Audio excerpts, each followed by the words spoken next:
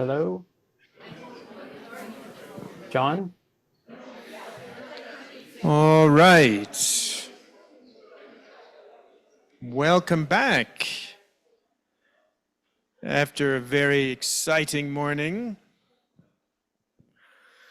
So here we are.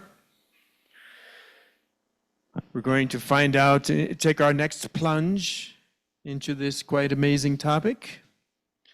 And I think it's going to be a very interesting one because it's going to be coming from Evan Thompson, who rarely disappoints. Gee, thanks, John. What a setup. Evan, Evan and I have known each other quite a long time. We actually overlapped, I think, at Amherst, but didn't actually know each other. Or did we overlap? I'm not sure, but we both studied with Bob Thurman way back when. But of course, then Evan went on to get his PhD at the University of Toronto, and he taught in Toronto for several years, and then is now professor of philosophy at the University of British Columbia, author of some very important books for our purposes, including, of course, the Embodied Mind, but also Mind in Life, which I think of as the commentary to the Embodied Mind in some ways. And also, of course, The Blind Spot, which we've been talking about, a very important work that will probably come up in Evan's talk and also, of course, in Adam, his co-author's talk. Evan's also the author of Why I Am Not a Buddhist, which I read as a pun. I will explain later. But all joking aside, I'm really looking forward to hearing what Evan has to say. So, Evan, take it away. All right, so I'm going to try to share my screen here. Always a bit of a trick. Let me just see if I can get this right. Okay, do people see my screen? Yes, okay, good. All right, I can't see any of you now, so if something goes wrong, somebody will have to just let me know.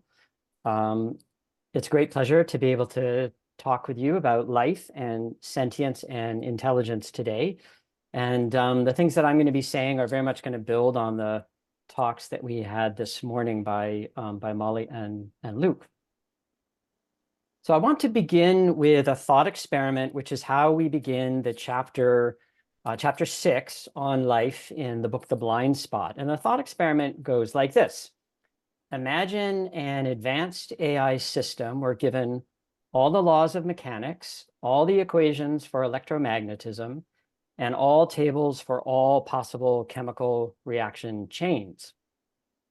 Physics and chemistry would exhaust its cognitive ontology, that is, its model of the world. The question is, would it ever stumble on and be able to recognize living systems with that kind of cognitive ontology? How would it be able to tell that the heart's function is to pump blood and not to make sounds? From a physicochemical point of view, there's really no difference except in that the heart has a certain collection of effects. Among them, one is pumping blood, and then among them is making sounds. So how would you be able to individuate biological functions from just a physicochemical point of view? How would it be able to tell the difference between a healthy process and a pathological one? Healthy and pathological are not physical categories in the sense of categories we find in physics or in chemistry. They're biological categories. Normative ones, of course. In short, how would our AI system, being confined to a physicochemical representation of the world and lacking the concept of a living being, to say nothing of the experience of being alive, be able to bring organisms into focus, let alone distinguish within them between function and side effect or health and disease? So we use this thought experiment to make the point that, to quote the philosopher Hans Jonas, it takes life to know life. Without the experience of embodiment and the sui generis, the unique concept of life, there's no way to discern what demarcates an organism as a persisting being or a persisting individual or a persisting pattern in the constant turnover of molecules, atoms, and elementary particles, which is all that we have from a physical-chemical point of view. Biology, that is to say the science of life, then presupposes as a necessary precondition life's experience of itself. So it takes life to know life, and it takes life for there to be a science of life. The science of life depends on life's experience of itself. So this sets the context for what I want to talk about today, that when we're thinking about life, we're engaged in a reflexive investigation that has to include ourselves as living beings, both as objects and as subjects, and the inescapability of really pinning us down to being either objects or subjects, which is really just to say that from that kind of circularity, we escape or we lie beyond the subject-object dichotomy. Okay, so specifically, I want to talk about 3 topics, and I'm going to spend most of my time on the first one, what is life? And then I'm going to raise some questions about life and sentience, and then I'm going to end with a few remarks about AI. Life in the largest sense is the web of life as we know it from the natural history of life on Earth. Today, and this is largely due to work by Lynn Margulis, who's pictured there on symbiosis and cell evolution, we think of life not so much as a tree, but as a web, because the branches, as it were, entwine with each other through symbiosis and the symbiotic formation of new organisms and new pathways in the development or in the natural history, the phylogeny of life. And we think of this in biology as made up of various so-called kingdoms, probably not the best word. The eubacteria, the archaea bacteria, protists, plants, animals, and fungi. And the bacteria are the oldest and structurally the simplest prokaryotic cells. And then the protists, plants, animals, and fungi all depend on so-called modern cells, that is, more complex eukaryotic cells. And Lynn Margulis's work, Lynn Margulis was at Upaya, so this is another reason I wanted to foreground her here. She's a very good friend of my father's and good friend of mine as well, sort of a family member. She really amassed a huge amount of evidence for the importance of eukaryotic evolution, fundamentally depending on the symbiogenesis, the symbiotic fusion of different life forms going back to the oldest and earliest bacterial forms of life. So life is a web, a huge web, a planetary web. We could put all this in a summary form by saying life is reproductively and genetically linked populations of ecologically embedded active organisms existing on a planetary scale. So let's think about this statement in a little bit more detail. So we have the evolutionary historical dimension through reproduction and genetic linkage. We have the populational perspective. We're talking about populations of organisms. That's the subject of population genetics and population biology. Evolutionary theory is the theory that handles life from an evolutionary historical perspective. Then we have the ecological dimension of life. Life is ecologically embedded. This is the province of ecology and what today is called Earth system science, which had an important part of its origin in the Gaia theory developed by Lynn Margulis and James Lovelock. We talk about this in the last chapter of The Blind Spot. And then we have the perspective that I'm going to emphasize today, which is the individual level perspective, that is active organisms. This is the province of organismic biology, and topics of concern are biological organization. How must a system or an entity be organized so as to be a biological entity, in particular to be an organism? And the theory of biological autonomy, which I will also talk to you about today, that the idea that organisms are autonomous systems in a precise sense of autonomy that I will explain in a bit. Okay, so I'm focusing then on the individual perspective, the perspective of the organism. The word organism was actually introduced in the 18th century to mean the kind of organization exemplified by living beings contrasted to that of machines, machines in the sense of special purpose artifacts that we make, that we human beings have been making for millennia. And then in the 19th century, organism came to mean an individual living being. The question that arose very early in modern biology is, what kind of organization is required for an individual system to be an organism, to be a living being? How must a being be organized in order to be a living being? And this actually takes us, interestingly, to, of course, one of the major figures of modern philosophy, Immanuel Kant, who in his third of his three critiques, the Critique of the Power of Judgment, has a section on what he calls teleological judgment, in which he's concerned with living beings and with this idea of organization. And what Kant points out is, he says, well, if we look at an organism, if we look at a living being, he actually uses the term living being, we see that the parts depend on their relation to the whole. So in a multicellular organism, the many cells depend on their relation to the whole multicellular organism, or the enzymes in a cell depend on their relationship to the cell as a whole metabolic system. So there's a part-whole interdependence. And Kant says the parts produce each other reciprocally, so that they are reciprocally cause and effect of the form of the whole. And no machine is like this. Kant is the one who first introduces the word self-organizing. He says, in virtue of these two features,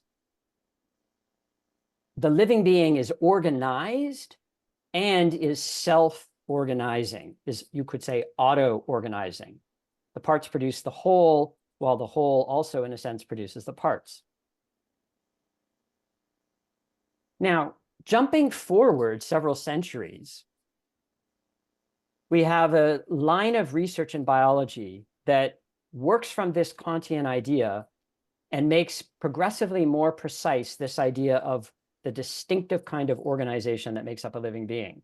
And one of the first notable works is by Jean Piaget, his work Biology and Knowledge, written originally in French, published, I believe, first in 1967.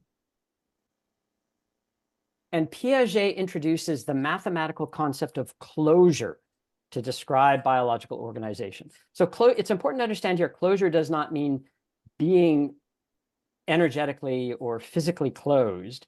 It's an abstract notion that comes from mathematics, from logic, from algebra. And closure is when you have an operation like adding, which you perform on members of a set, such as real numbers. And when you do that, you always get as a product a member of the same set that then you can subject to that operation again. So the result of the operation stays in the same set. So this is a kind of abstract, formal idea, you could say. He takes that idea and he applies it in the context of systems biology. And he says that a process, say in a cell, like protein synthesis, produces elements, enzymes say, that make up and enable that process, both constitute and make possible that process, so that the process and elements are mutually dependent. They stay in the same set of processes. So the processes have closure.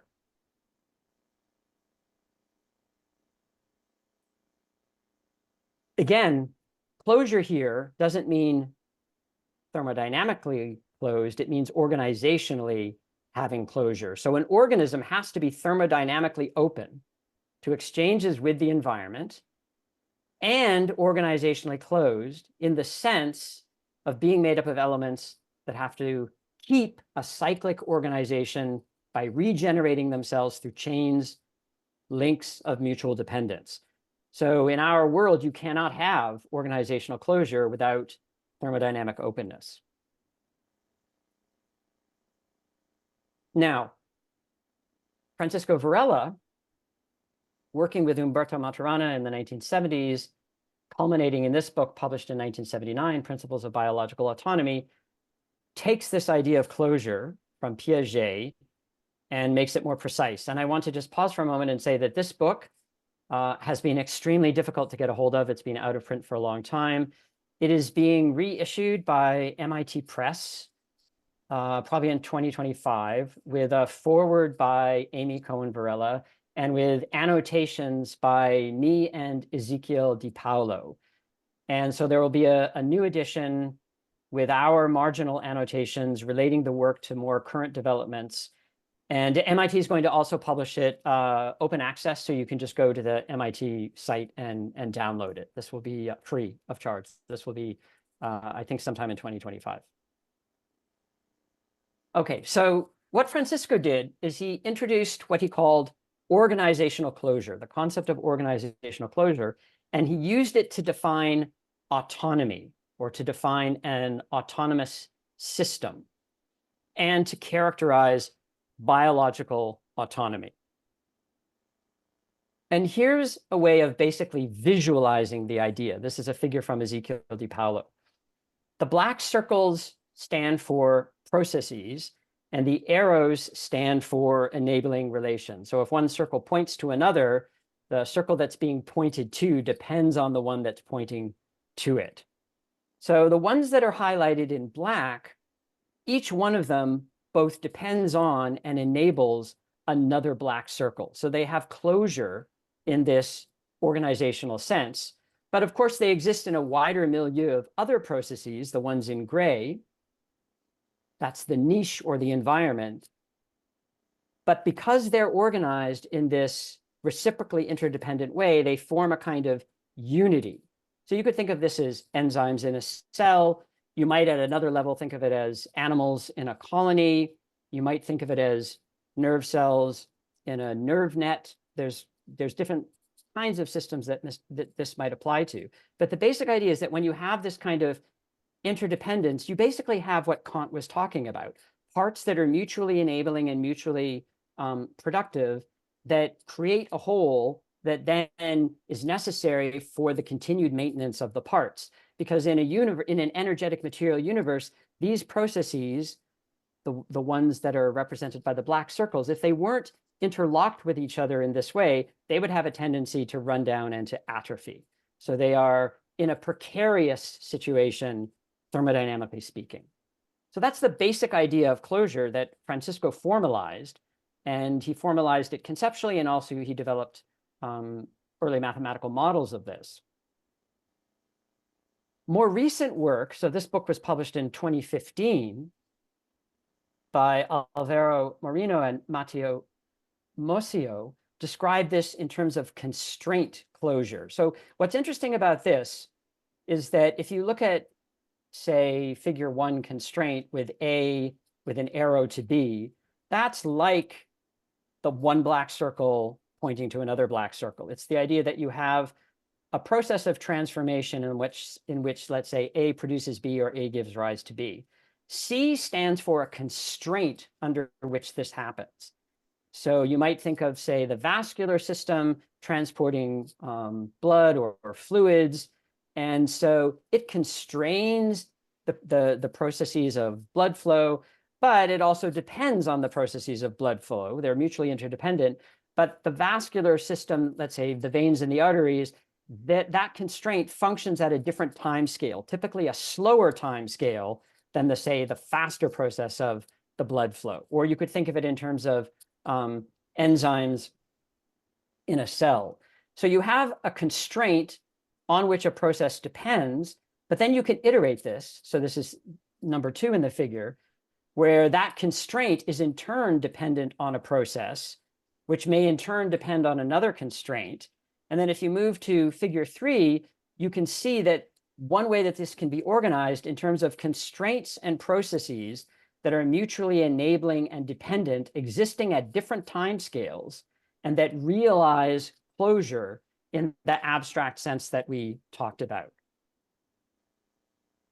So the idea then is we started with this Kantian idea of organization, self-organization, and then we made it more and more precise, particularly with an eye to living systems in terms of Varela's notion of organizational closure, and now this idea of constraint closure.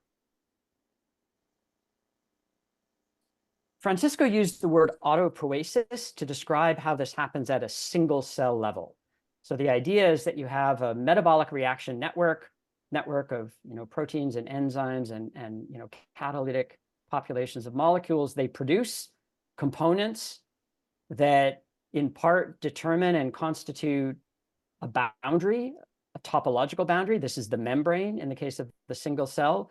And that membrane is necessary to house and to generate and regenerate the metabolic network that produces its own components that constitute the membrane and the network.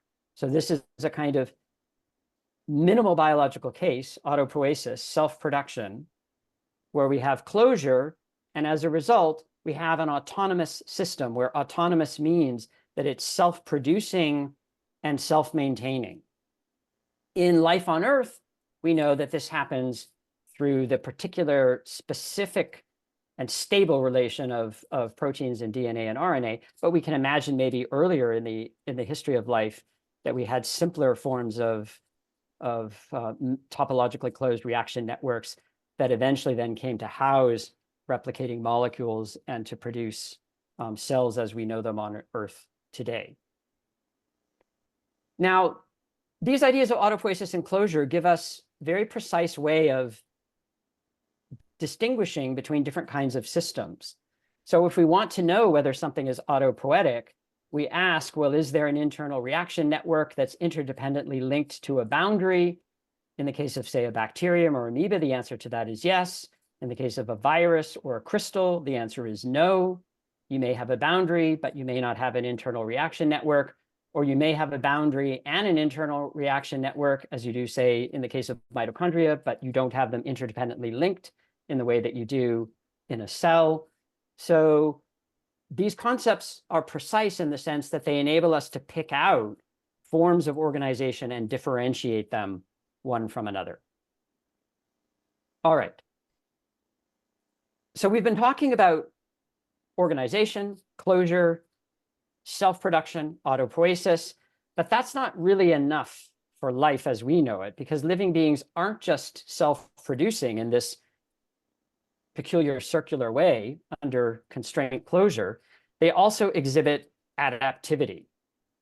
That is, they construct and regulate themselves in relation to conditions of viability, internal and environmental viability, conditions and constraints. Viability means zones within which they can live and flourish, you might say, and zones where if they approach the limit of their viability, then their existence is threatened. So adaptivity, being able to regulate oneself in relationship to monitoring and tracking zones of viability is fundamental to life, to the adaptivity and plasticity of life.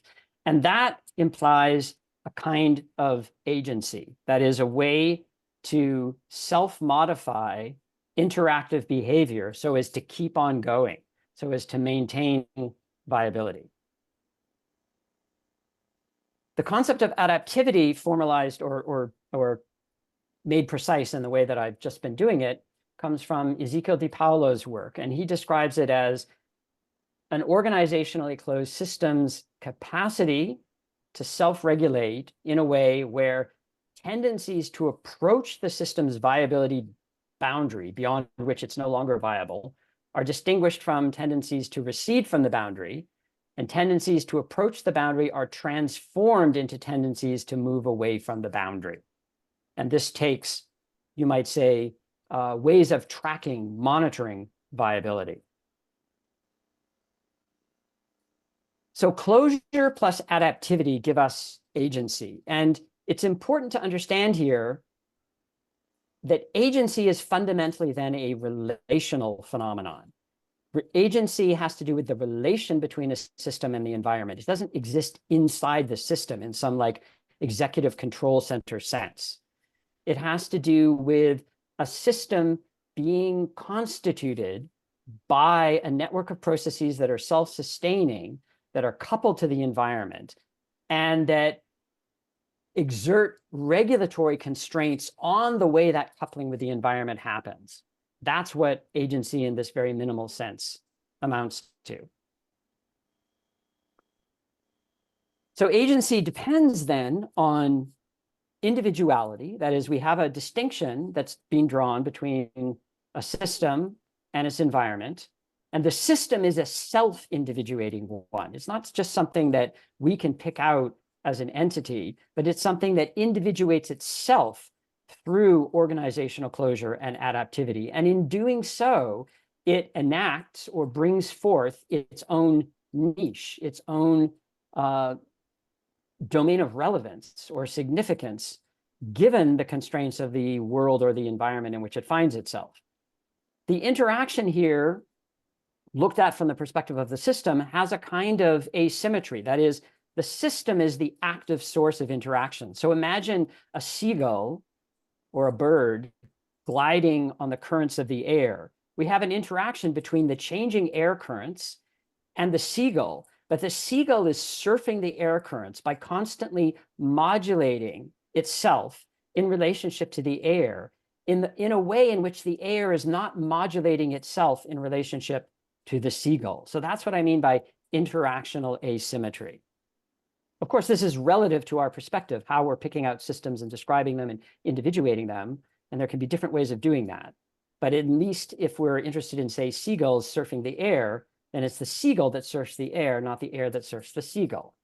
And there's a normativity that's implicit in this, in the sense of the viability norm of the organism or the animal. The interaction depends on the organism maintaining itself in its zone of viability and monitoring, regulating its activity so as to be able to do this.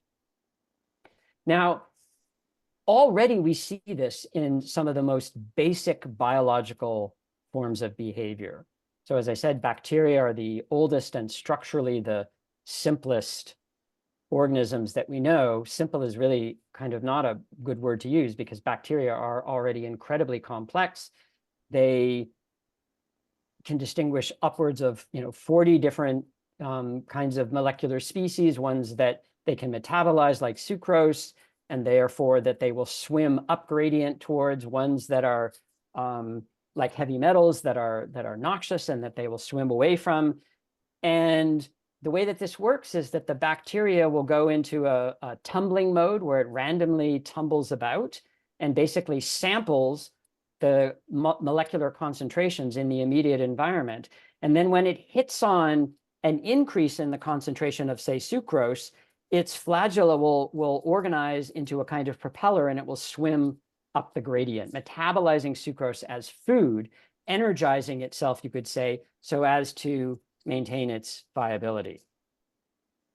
So this is what Francisco called a kind of sense making, because again, if we look at the physical chemical environment through as the AI system in our thought experiment did at the very beginning, we just have different species of molecules, disaccharides in the case of, say, sucrose, and there's nothing particularly special about that other than its structural form from a physical chemical point of view. There's nothing that stands out about it as food, nothing that stands out about it as something that has to do with viability. That stands out only when we have the perspective, as it were, of the living being, the bacterium, for which it is significant.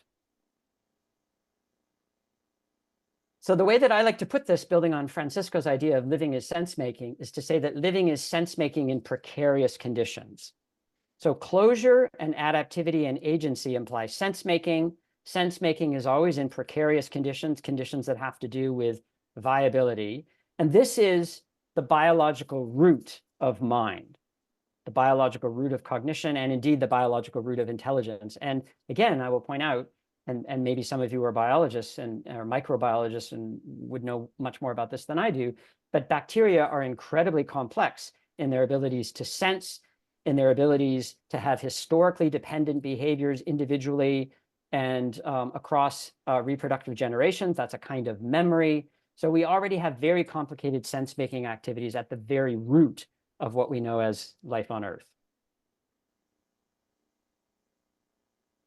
Umberto Maturana put the point this way. This is in his really foundational paper called The Biology of Cognition from 1970. He said, living systems are cognitive systems. Francisco would substitute the word sense-making here, because as a cognitive scientist, he he wanted to have a term larger than the way that cognitive scientists often use the word cognitive. So living systems are sense-making systems, and living as a process is a process of cognition, a process of sense-making. This statement is valid for all organisms with or without a nervous system.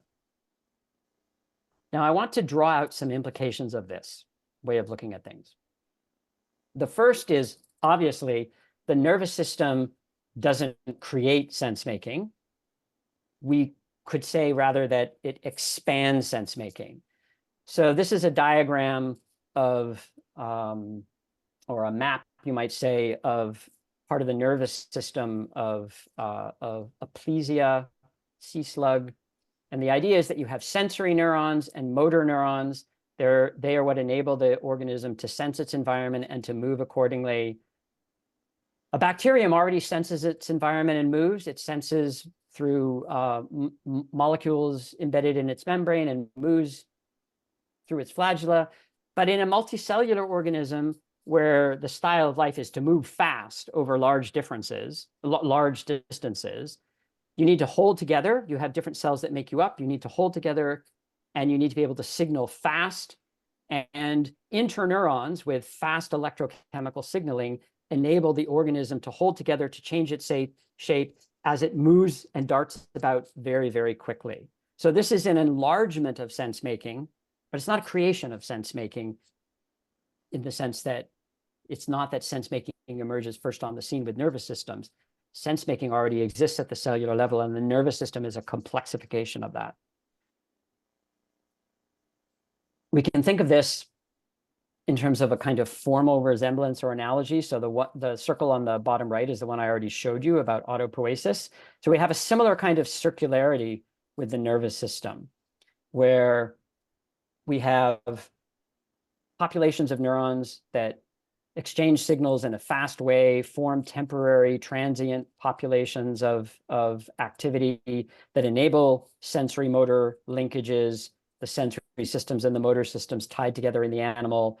The sensory and motor systems, as the animal moves, modulate the intrinsic dynamics of the nervous system that gives rise to these transient ways of linking sensory and motor systems. So we have the same kind of, at a very abstract level of description, circularity that we see in the fundamental circularity of life at the autopoietic level. If we think of this now in terms of ecology, this is really what the word enaction was first introduced to capture, is the idea of sense-making through sensory motor coupling, where the nervous system in the body of the animal, as it moves, brings forth or enacts a niche that consists of affordances, what the opportunities for the animal are within its zone of viability. And this is a kind of environment-organism codependence and co-construction. It's really a kind of, using Buddhist language, it's a kind of dependent co-origination of the living being and its environment, where the environment isn't objectively out there pre-existing the organism, the environment in the sense of the niche, the world of that organism, the world and niche of the organism arises in and through the organism's action and behavior, while of course also shaping the organism's action and behavior. So it's a kind of codependent origination. All right, so that's implication one. Implication two is that organisms are not machines. With the rise of molecular biology in the 1950s, a dominant conceptual metaphor for thinking of organisms was to think of organisms at in terms of molecular machines. So a kind of change of focus from organismic biology to population genetics and molecular biology, where the dominant conceptual metaphor was the machine.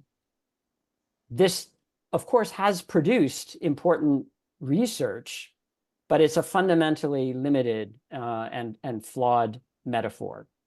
You can see that this would be how Kant would have illustrated the difference. A machine like a watch is made up of independently specifiable and prefabricated parts with highly precise interfaces so that they can fit together. A machine is fundamentally decomposable. You can take it apart, and modular. Each part has its own independently specifiable function. But that's not the case for processes that are interlinked in this organizationally closed way at different time scales with constraints and processes mutually enabling each other. Such systems are not decomposable. That is, they can't be taken apart into parts that have pre-existing functions, and then you assemble the functions to get the whole. These systems are so-called non-decomposable systems, unlike a watch. Now, more in relationship to our theme of AI, there is a very interesting question that arises where if we think of our contemporary concept of mechanism or a machine as something that really has to do with computation and with computable functions as specified in Alan Turing's abstract mathematical model of a Turing machine and a universal or programmable Turing machine, which is the underlying theory behind computers as we know them today. Again, we see in the concept of a Turing machine, we see the idea of a decomposable system, a system that consists of a head that can read and write symbols, that moves along a tape that's divided into squares. There's a very interesting question that's arisen in the literature, which is whether this kind of organizational closure that we see in living systems is computable in that precise mathematical sense. That is, we know we can use computation to simulate life, but a simulation and a realization or instantiation is not the same thing, because a simulation is always partial. You emphasize certain aspects of a system when you simulate it under some model or description. But whether this kind of self-referential closure is computable is an open question that's arisen in the literature. And if you're interested in following this through, because some theoretical biologists, most notably Robert Rosen, in his work in the 1970s and 1980s, argued in a rigorous mathematical way that this kind of closure, organizational closure, is actually not Turing computable. There's debate about this in the literature, but it raises the question of, well, we can't take for granted that life is computable. We can simulate life, but whether you could actually realize life in a computational way is a different kind of question. If that's not possible, then we have another fundamental difference between organisms and machines, where machine is defined precisely in computational terms. Okay, so we could summarize this by saying organisms are Kantian wholes. They are systems in which the whole and the part are interdependent. They're non-decomposable systems, whereas in machines, we have properties of the components that are independent of the whole and exist prior to it. That is, the system is decomposable. Organisms act on their own behalf. They are purposive agents. They're purposive due to closure and adaptivity, whereas machines operate according to externally determined functions. The functions don't have to do with what makes up the system organizationally with its closure of processes. The functions have to do with how things are specified from the outside the system.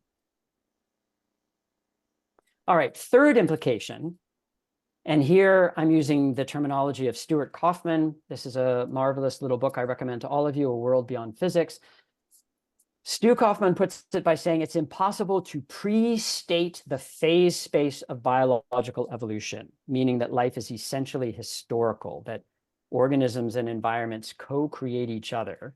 And what is meant by this is that the parameters and the boundary conditions of phylogeny, of evolutionary history, are constantly changing at all sorts of different spatiotemporal levels: molecular, morphological, behavior, and ecological. So I want to unpack what he means here by this impossibility of pre-stating the phase space of biological evolution.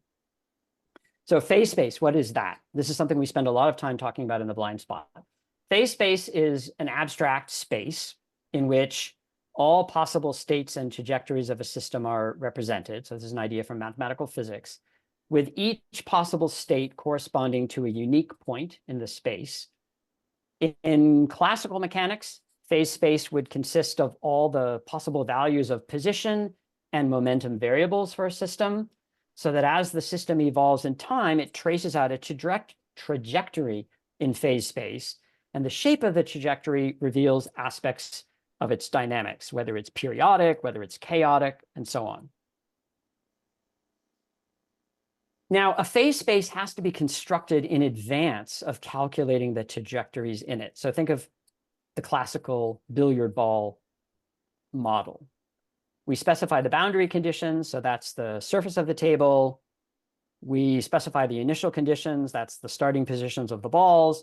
And then we can calculate or compute, at least in principle, the positions, all the possible positions and momenta of the balls on the surface of the table. But now think about evolution. The phase space of evolution is constantly changing. And this is why Kaufman says it can't be pre-stated. So imagine the surface of the billiard table constantly changing its shape, constantly undergoing deformation, including adding new holes, partly as a function of the balls constantly reproducing and changing in size and texture. That's an analogy for evolutionary history, with the proliferation of species and niches that open up new adjacent possible, in Stu Kaufman's terminology, species and niches that are constantly modifying each other, in which not only is there evolution, but there is the evolution of evolvability. That is, the evolvability of species and niches itself changes as a function of evolution. So this is what Stu Kaufman is saying, that can't be pre-stated in the form of a phase space. So he puts it this way. He says, in short, life is based on physics, but beyond physics. There can be no final theory for the evolution of a universe having at least one evolving biosphere. And of course, we know the universe has at least one evolving biosphere. That implies, given everything I've said up to this point, that there can be no final theory for sense making. That is to say, no final theory for mind, no final theory for cognition, no final theory for intelligence. All of these are essentially path-dependent and historical phenomena. And this is exactly what Francisco meant when he said, and it was wonderful that Luke showed the film clip of him saying this, that living is laying down a path in walking, quoting the poet Antonio Machado, that the path doesn't pre-exist in the way that you can pre-state the phase space. The path is laid down in the living, both developmentally, that is ontogenetically, and phylogenetically, that is over the time course of evolutionary history. Okay, so that's what is life. And I've completely lost track of time, so let me just check where I am in time. Okay, so I want to now move into some remarks about sentience and then some remarks about AI. The question I want to pose is whether all life could be or may be, or indeed is, sentient. And in the context of what I've said up to this point, that really means, that is from the theoretical perspective that I've sketched for you, that really means, do biological autonomy and agency, as I've described them, do they entail sentience? Now, what do I mean by sentience? So this is how I like to think of really the fundamental core of sentience in the way that I would like us to think about it. Sentience is the feeling of being alive, or it might even be better to say the being alive feeling, because feeling of being alive makes it sound like the being alive is an object of the feeling, whereas I think we need to think of this more as kind of one unitary phenomenon. So by feeling, I mean arousal. If we're going to talk in psychological, biological terms, I mean arousal, particularly some tonic arousal, that is arousal that sort of sustains and lasts for some period of time, that involves awareness, and that is valenced, that has a hedonic tone. You know, classically, you could think of this in Buddhist language as Vedana, that is as pleasant, unpleasant, and neutral, with neutral as sort of the indifference point between pleasant and unpleasant. So feeling is arousal, awareness, and valence. Being is the sense of presence, sheer presence. And alive points to the body.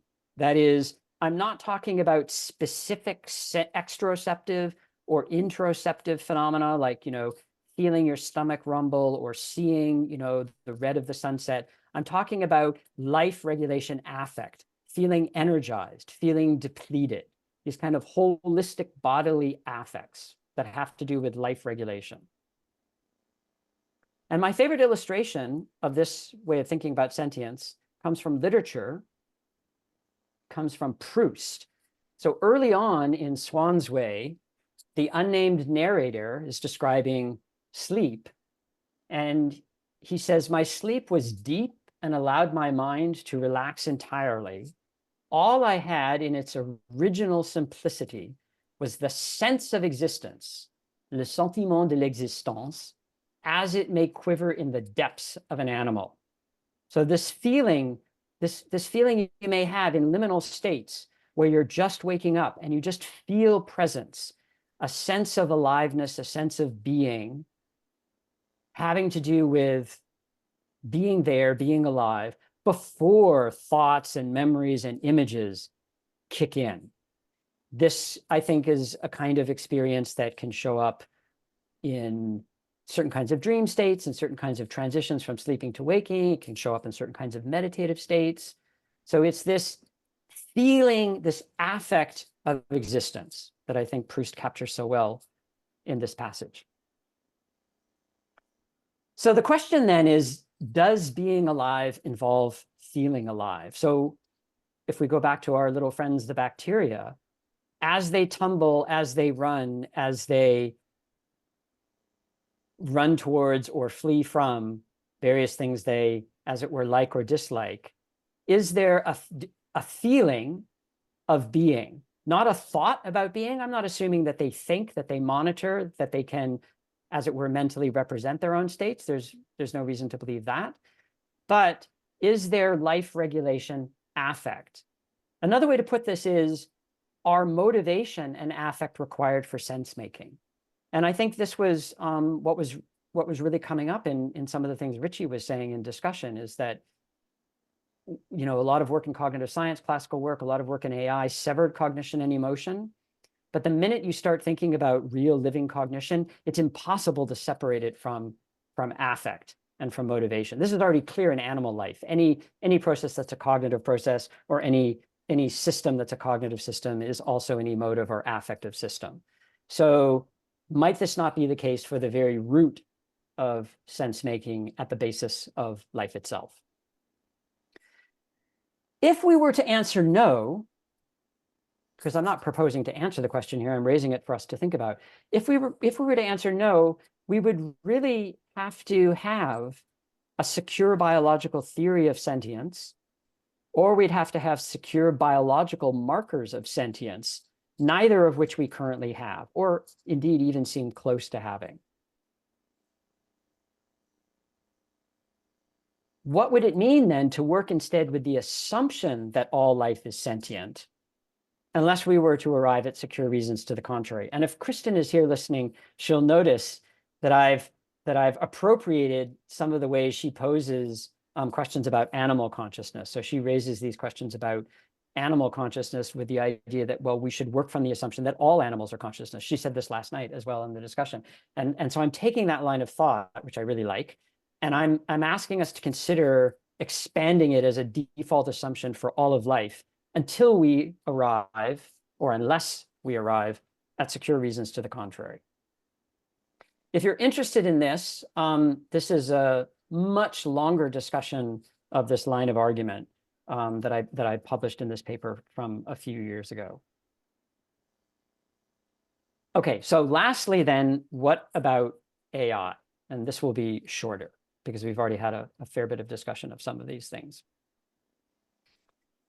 It's important to point out that AI systems, and here I do mean deep learning networks, which are only one kind of AI system, as we were talking about this morning. The history of AI research is much richer than just deep learning networks as we know them today, in large language models and other kinds of systems. But this is particularly what I have in mind here. These are not sense-making agents in any sense of the term. They are statistical prediction machines. They have no agency in sense-making of their own. What they do is they find generative statistical correlations, and that's not enough for sense-making. So one way to think about this is, if you ask a large language model like ChatGPT, what does 2 + 3 equal? Well, it will immediately spit out the answer 5, but it does that because 5 is statistically the most likely answer. That is the token 5 is the statistically most likely answer given the sequence of tokens 2 plus sign 3. In other words, there's no understanding of the operation of addition. There's no understanding of what numerals are, symbols that stands for numbers. There's just a generative production of a token response based on statistical correlations. Mere knowledge of statistical correlations is not enough for understanding causality. And we know our understanding of causality originates developmentally from our being agents in the world who have to do things in order to get things and to obtain results. So finding generative statistical correlations is not enough for sense making, let alone relevance or truth. So these are predictive models and tools, our predictive models and tools. You might say they're runaway predictive models and tools, but they're not agents, particularly in the sense of agency that I've specified in relation to sense making. Think about organisms and deep learning neural networks. Organisms are self-producing, that is, they're autopoietic. They set their own goals, that is, they're autonomous. They make sense. They realize relevance, that is, they relate to the world in and through relevance that they contribute to constituting. They're fundamentally bodily, that is, there's no separation between physical and symbolic aspects. So if we treat, say, nucleic acid triplets as coding for amino acids, and we talk about that as a symbolic relation, yes, we can describe it that way given the stability of that chemical specification, but those processes are physical ones. So the coding is not separate from something that's fundamentally physical. It's not really a software-hardware distinction. We read that back in to cellular biology given our computational technologies. Organisms live in big worlds, large worlds, that is, worlds that are ambiguous, that have ill-posed problems, that is, problems that can't be specified in terms of algorithms, problems that can't be pre-specified, and they evolve without having a pre-statable phase space.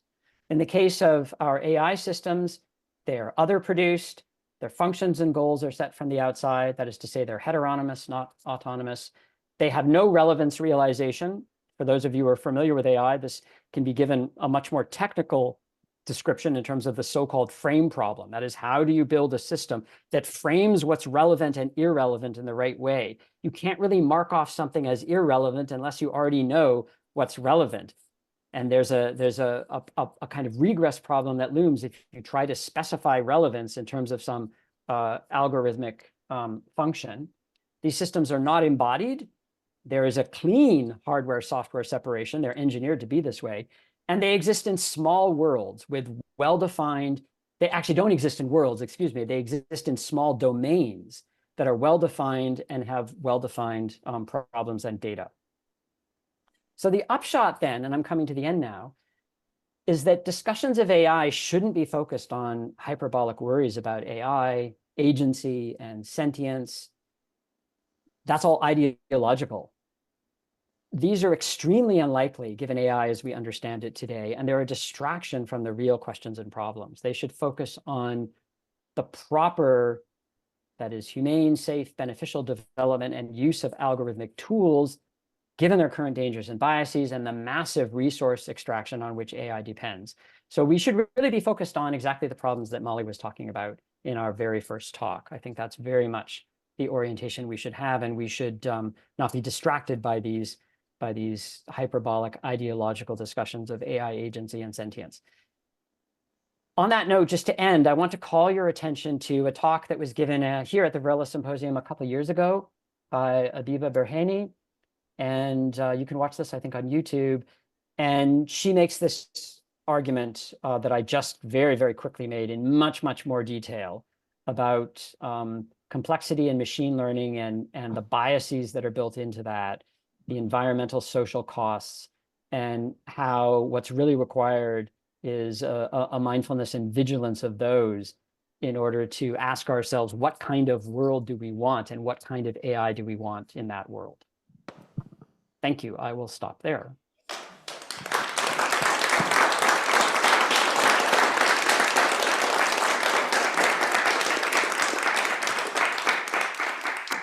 And thank you. Trying to turn off the share here. Okay. There we Can go. Okay, you good. hear me, Yeah, Noah? You can hear me? No. I can hear you. Yes, Now you can hear me. yes. So actually, I'll invite the contributors to come on forward. We'll have a short discussion period now. Time also for questions from the audience. I do want to encourage you all to take the time in between and the meal times to also be having your conversations yourselves. There's deliberately an opportunity, some break time and so on for you all to also be making your own contributions as a kind of community that's formed here during the Varela Symposium. So let's begin. Anyone want to say anything? Or nothing? I will say also that we have, I don't know, do we have Richie? I think we have both Richie. Well, we certainly have Kristin online. Yes. And Luke. Okay, great. So we'll take it from anyone. I can't see Luke yet. I can see Luke. Now I can't see Kristin. Hey, Luke. Does anyone anyone online have a comment? Richie. Okay. Richie, Kristin, or Luke, anything? Yes, go ahead, Luke. Yeah, so for the last part of your talk, I agree entirely with the the AI, as you said, is restricted here to deep learning or machine learning approach of having not of not doing sense making in any way. But the question is that you're thinking, is that only for that kind of approach? Because there are other systems which are embodied, which are in open environments, which have certain goals that determine some of the categorizations that they're going to do and so on. Yeah. So I mean, we would have to look at it on a case-by-case basis, but I think that there's a big difference between work in, say, autonomous robotics and work in deep learning, where the effort in autonomous robotics, at least in some areas, is to create a system that does at least meet some of the criteria of autonomy as specified in the biological way. I don't think any systems, at least that I know of, do that. But it's an open question, when that could be achieved. But I think it would have to be achieved through the kinds of principles, organizational principles of the sort that we see in biological autonomy. And I think, so this is something that I was mentioning in the discussion earlier. I think it's an open question to me, and as a philosopher, of course, it's not really for me to say, but could you achieve a kind of sensory motor autonomy in the full sense of autonomy, bypassing cellular metabolic processes? Because if we think of sensory motor systems in an animal, they're not just in a closed sensory motor loop. They're participating in constructing and regulating each other at cellular, molecular, synaptic levels. And that may turn out to be actually necessary for the kind of sense-making autonomy that is specified in, Varela's way of thinking. I don't think we know the answer to that question. In other words, could you achieve autonomy sort of bypassing the autopoiesis, just achieve it at a sensory motor level? I'm not sure about that.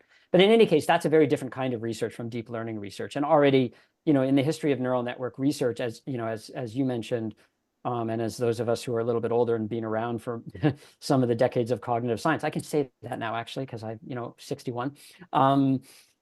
There was a lot of different styles of neural network research in the 80s and 90s that were based much more on ideas of autonomy and unsupervised learning, and that kind of receded into the background. But those ideas work much more closely to the ideas of biological autonomy and sense making that we're talking about, because they have to construct their own categories. They have to work out for themselves within certain limitations of the domains, of course, what's relevant. That's very different from something like a large language model. Yeah. There still is one more thing I'll say, though. There still is this very interesting question to me, and I'm not competent to answer this question, but this very interesting question about the limits of Turing computability with regard to life that's arisen in, the literature around Robert Rosen's metabolism repair systems and Francisco's models of autopoiesis. And, if it were to turn out that there's something about the self-referentiality of those processes and the mutual co-construction that can't be instantiated through Turing computation, though some aspects of it may be simulable, well, then that's a real, I think, barrier on a computational understanding of life that would be generalizable across AI, at least as we know it today. But as I say, I'm not competent to answer that because the mathematics is beyond my ability to adjudicate. Anyone here in person with comments? I'll comment on just that one. Okay, you want to turn that mic on? Evan actually, this thing, right? Oh no, did I just throw it out? Or? Not that you need a mic. Yeah, right. Evan recently shared some of the papers about this idea of whether or not this idea of closure, that autopoiesis agents have this organizational closure, and whether or not you could compute that, like whether or not that's something that a computer can do, actually has. So Evan recently gave me these papers, and I've been going through them, and I'm not mathematically competent to really go through the depths of it. But what's really remarkable about it is how much the consequences, if that were true, if there was, because what people, especially people in my field, when you think about cosmology and physics describing the entire universe, that idea that the universe is computable, that the universe is, you can substitute for the actual universe you live in a Turing machine, a universal, God's computer, is a very potent idea. And anybody's familiar with the simulation hypothesis? You've ever heard about which is ridiculous, but I can't tell you how many people are involved with it. And it all comes down to that idea of the universe is computable. And if it turns out that life is not computable, that whole thing goes out the window. So it's a really interesting idea. Kristin. Yeah, hi. Thanks, Evan. That was awesome. Thank you. One of the thoughts I had was about the same sorts of questions I often get asked with the default hypothesis. People ask me about plants, as I mentioned last night, and I often say I'm not going to say anything. I'm making a positive claim about animals, not a negative claim about any other kind of life.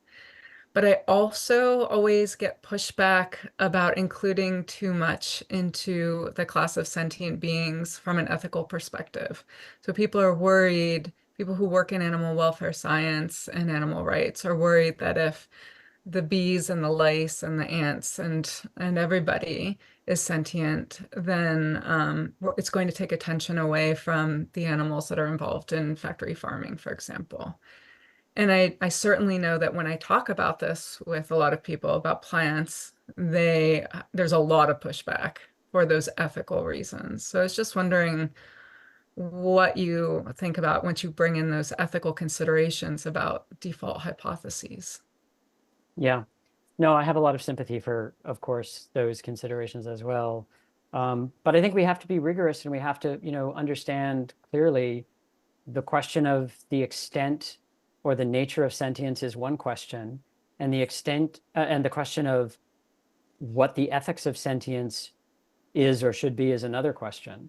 They're obviously connected questions, but I think it doesn't make sense to me to try to foreclose the one question by saying, well, if it were to turn out that the whole realm of life was sentient, that would just immediately create an ethical conundrum. Well, yes, maybe, but we're in an ethical conundrum anyway, and maybe we would need to, rethink our ethical frameworks. Let me come at it another way. I think there's a problem sometimes in ethics where we almost fetishize sentience as if it's the decisive ethical consideration. It's an extremely important and relevant one, but there are lots of other ethical considerations beyond sentience.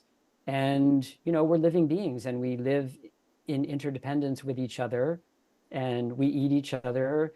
And, that's the cycle of life. And the question is how to figure out our place in it at a planetary scale in the way that we've created a kind of, globe spanning civilization. And there's no answers for that we've worked out. This is something we have to figure out. Anyway, this is kind of a bit of a rambling answer, but I do think, I have sympathy definitely for those considerations. And but it's almost like it's a political issue. It arises, well, we want an intersectional politics. So who's going to get the emphasis? Is it going to be, people concerned with gender, or people concerned with race, or people concerned with class? I mean, it's that kind of a question, right? Yeah, I do think, just to say, I do think that putting the question out there and being able to talk about it in a place where people are willing to address the problem, like take this as a real difficult puzzle that needs to be worked out, would be huge progress. Because right now what I'm seeing is people are not willing to engage with that very question. So I think it's a next step for us all to play with. Thanks. Thanks. Yes, Molly, go ahead. Yeah, this is such an interesting question, and I had the thought when Evan raised the question, what would it mean to assume all life is sentient, and then the ethical concerns and political concerns raised by both Kristin and Evan. I wondered if there's anything that we could learn from other cultures which maybe do assume at least more life is sentient, if not all life. That's, I think, a wonderful. Would you like to say something there? But I mean, obviously, this is an age-old question in the Indian context, including the question of plants, actually. Mm-hmm. And so the Jains and the Buddhists had a long debate about that, but both of them had ways of kind of managing the harm of being a living being, which is to say, one endpoint is simply starvation, which was an endpoint. Not the only explanation is ethics, but a big part of the explanation actually is the practice of starvation in the Jain tradition is in fact ethics. So where do we go from there? Maybe we go to Richie to see what he has to say. I mean, that's a kind of paradox, John, because, starvation is prelude to death. Exactly. It is. And so my point being that it's not a simple question.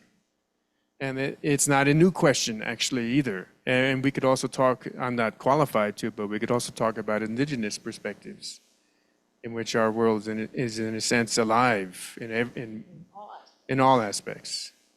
Yeah, so I think that's a wonderful point, Molly. There are many places we could learn. And I think that's one of the issues that we face in terms of AI, that, as I mentioned, it's so Eurocentric. And capitalistic, and as a result of that, needless to say, these questions, which are deeply embedded in a sense of, what benefits and what causes harm, is, they're important for us to actually grasp onto right now. Right, and not easy. What perspective we take, consequentialist, deontological, all that good stuff. So let's turn to Richie to see if he can raise us some other difficult questions. Thank you. And thank you, Ev. That was really a beautiful talk. Really appreciated it. So I wanted to ask two interrelated questions, and this may also be an issue that Kristin might address. I don't know. We'll see. But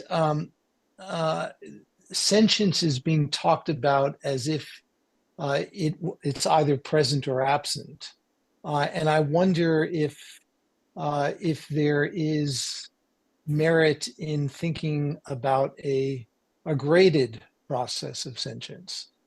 So that's one question, and the related question is having to do with any reflections that you might have from the framework that you are presenting, Ev, around the potential uniqueness of human life. And this is something certainly in the Buddhist tradition that is really importantly emphasized, the preciousness of the human birth. And I wonder what you might have to say about that from this perspective. Yeah, those are both really great questions. So the question about sentience being graded is a really tricky one. There's a sense in which I think it makes perfect sense. And indeed, the sort of Proustian example points to that, where, you know, you have different liminal states, different depths, different, you know, transitional processes with different kinds of sentience, different qualities of arousal and alertness and, you know, and valence. So in that sense, certainly I think it makes sense to think of it. Graded is tricky though, because we don't really have a very good, as it were, dimensional model, multi-dimensional model for sentience. We think of it in very simplistic terms, and working out what the dimensions of sentience are is this is actually you know, increasingly active area of research interest, but it's quite tricky. So there's just a lot we don't know. If we think of graded in, so that way of talking about graded is, given that there's sentience, it's graded. Then there's the question of, is there a sharp discontinuity between the complete and total absence of sentience and then the graded presence of sentience? In other words, is there some gradation possible across that transition? Or is it a, you know, a bifurcation, as it were, a sharp difference? That's tricky. You know, philosophers have argued for both of those positions. I would say the default position of most people is that it's a bifurcation and a discontinuity, but, you know, how do we know that? Well, not very securely at all. Especially if we were thinking of other cultural perspectives where we, you know, enlarge our sense of sentience beyond the living world, or we don't mark the distinction between the so-called animate and inanimate worlds in the way that, you know, we've learned to do. And of course, we're working with concepts, and concepts are a way of chunking, splitting and lumping things. So we have to be sensitive to all these things. So I mean, the short answer is I think those questions are really interesting and really complicated and hard to resolve. As for the uniqueness of the human, I actually think this is very important, but it really requires a lot of work to spell that out in a way that doesn't fall back into familiar forms of anthropocentrism.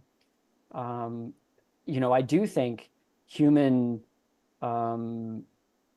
sociality, human participatory sense making is a unique kind of participatory sense making that comes with our metacognitive abilities, with, you know, the protracted rearing we have as mammals, with language. So of course, those things, I think,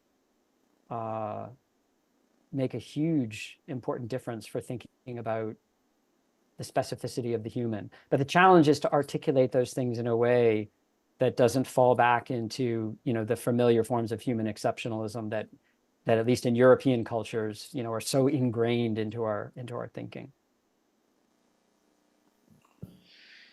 And before Thank you. we're already running rather late, but I do want to see if Amy Cohen-Varela has any comments. Amy?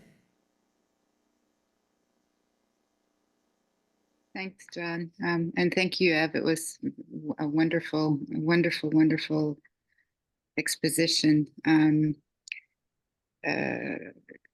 I think maybe I'd be going into your second category of the not so interesting aspects of how to think about AI in bigger terms. But I did find myself thinking a little bit about, again, as I mentioned in my first comments this morning or this afternoon, the insidiousness of AI, sort of in a more general sense of how it's being, and in this sense, I do have some political questions about AI. How, now I'm not talking about the specifics of machines versus autopoietic systems and all of that, but more in a sense of the power dynamics of how it's being imposed upon us and how it will eventually transform our way of thinking about ourselves. So that makes me, at one point during your talk, when my mind was going in that more political direction that has to do with power, I was thinking about Francisco's talk where he said epistemology matters. and he's talking about the Civil War, the coup d'etat in Chile, and he says, systems have to be able to avoid polarization, systems have to undo themselves. And it's not homologous to this situation, but I wonder to what degree our understanding of autopoietic systems and active systems and life are actually going to affect what happens to us under the hand, the surreptitious and invisible hand of AI. So this is probably the sort of question that we'd like to avoid, but I think it cannot not be posed. Just looking historically at how we are reflexive beings who are affected by the tools we use because we make them, right? Yeah, no, definitely. I mean, it's an entangled looping effect where we model ourselves on systems, or we create systems, we then model ourselves on them, we then reconstitute ourselves in terms of those systems. We re-engineer the environment to fit those systems. So like in the case of self-driving cars, we create geofenced areas in order to make the self-driving cars work, because they're not going to work in areas that aren't, as it were, regimented in that way.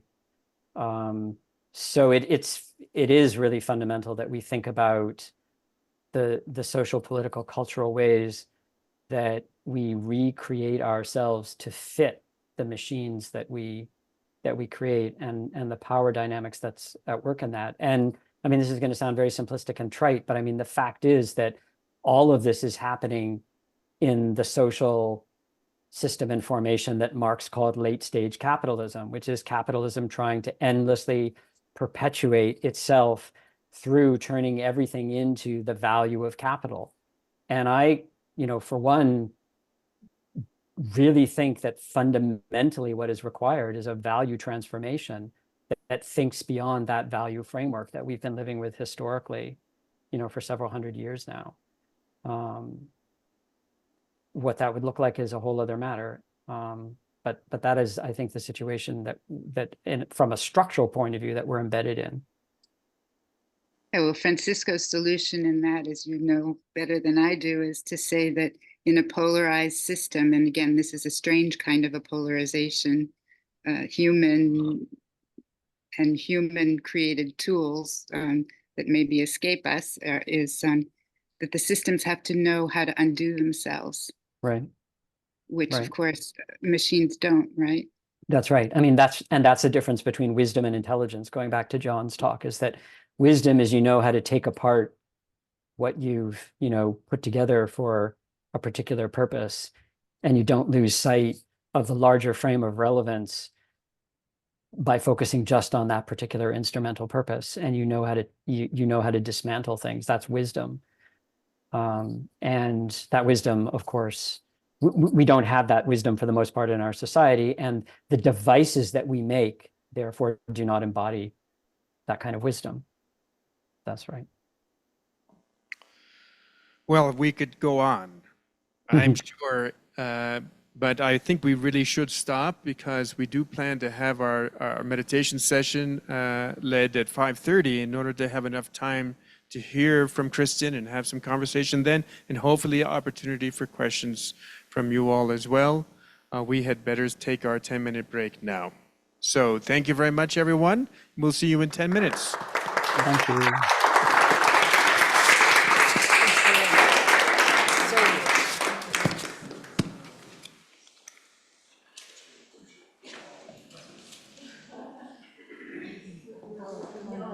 I made my Zoom mode. That's like everybody. I know.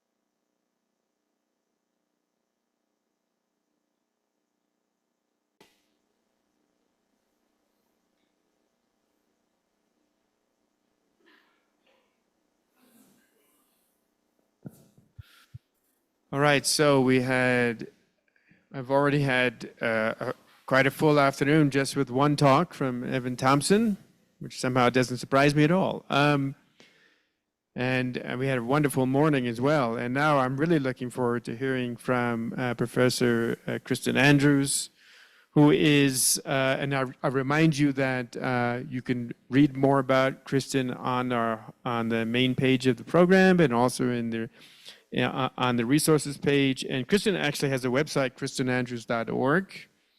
So I won't say much other than to say that she is the York Research Chair in Animal Minds and Professor of Philosophy at York University in Toronto, where she also helps coordinate the Cognitive Science Program and the Greater Toronto Area Animal Cognition Discussion Group.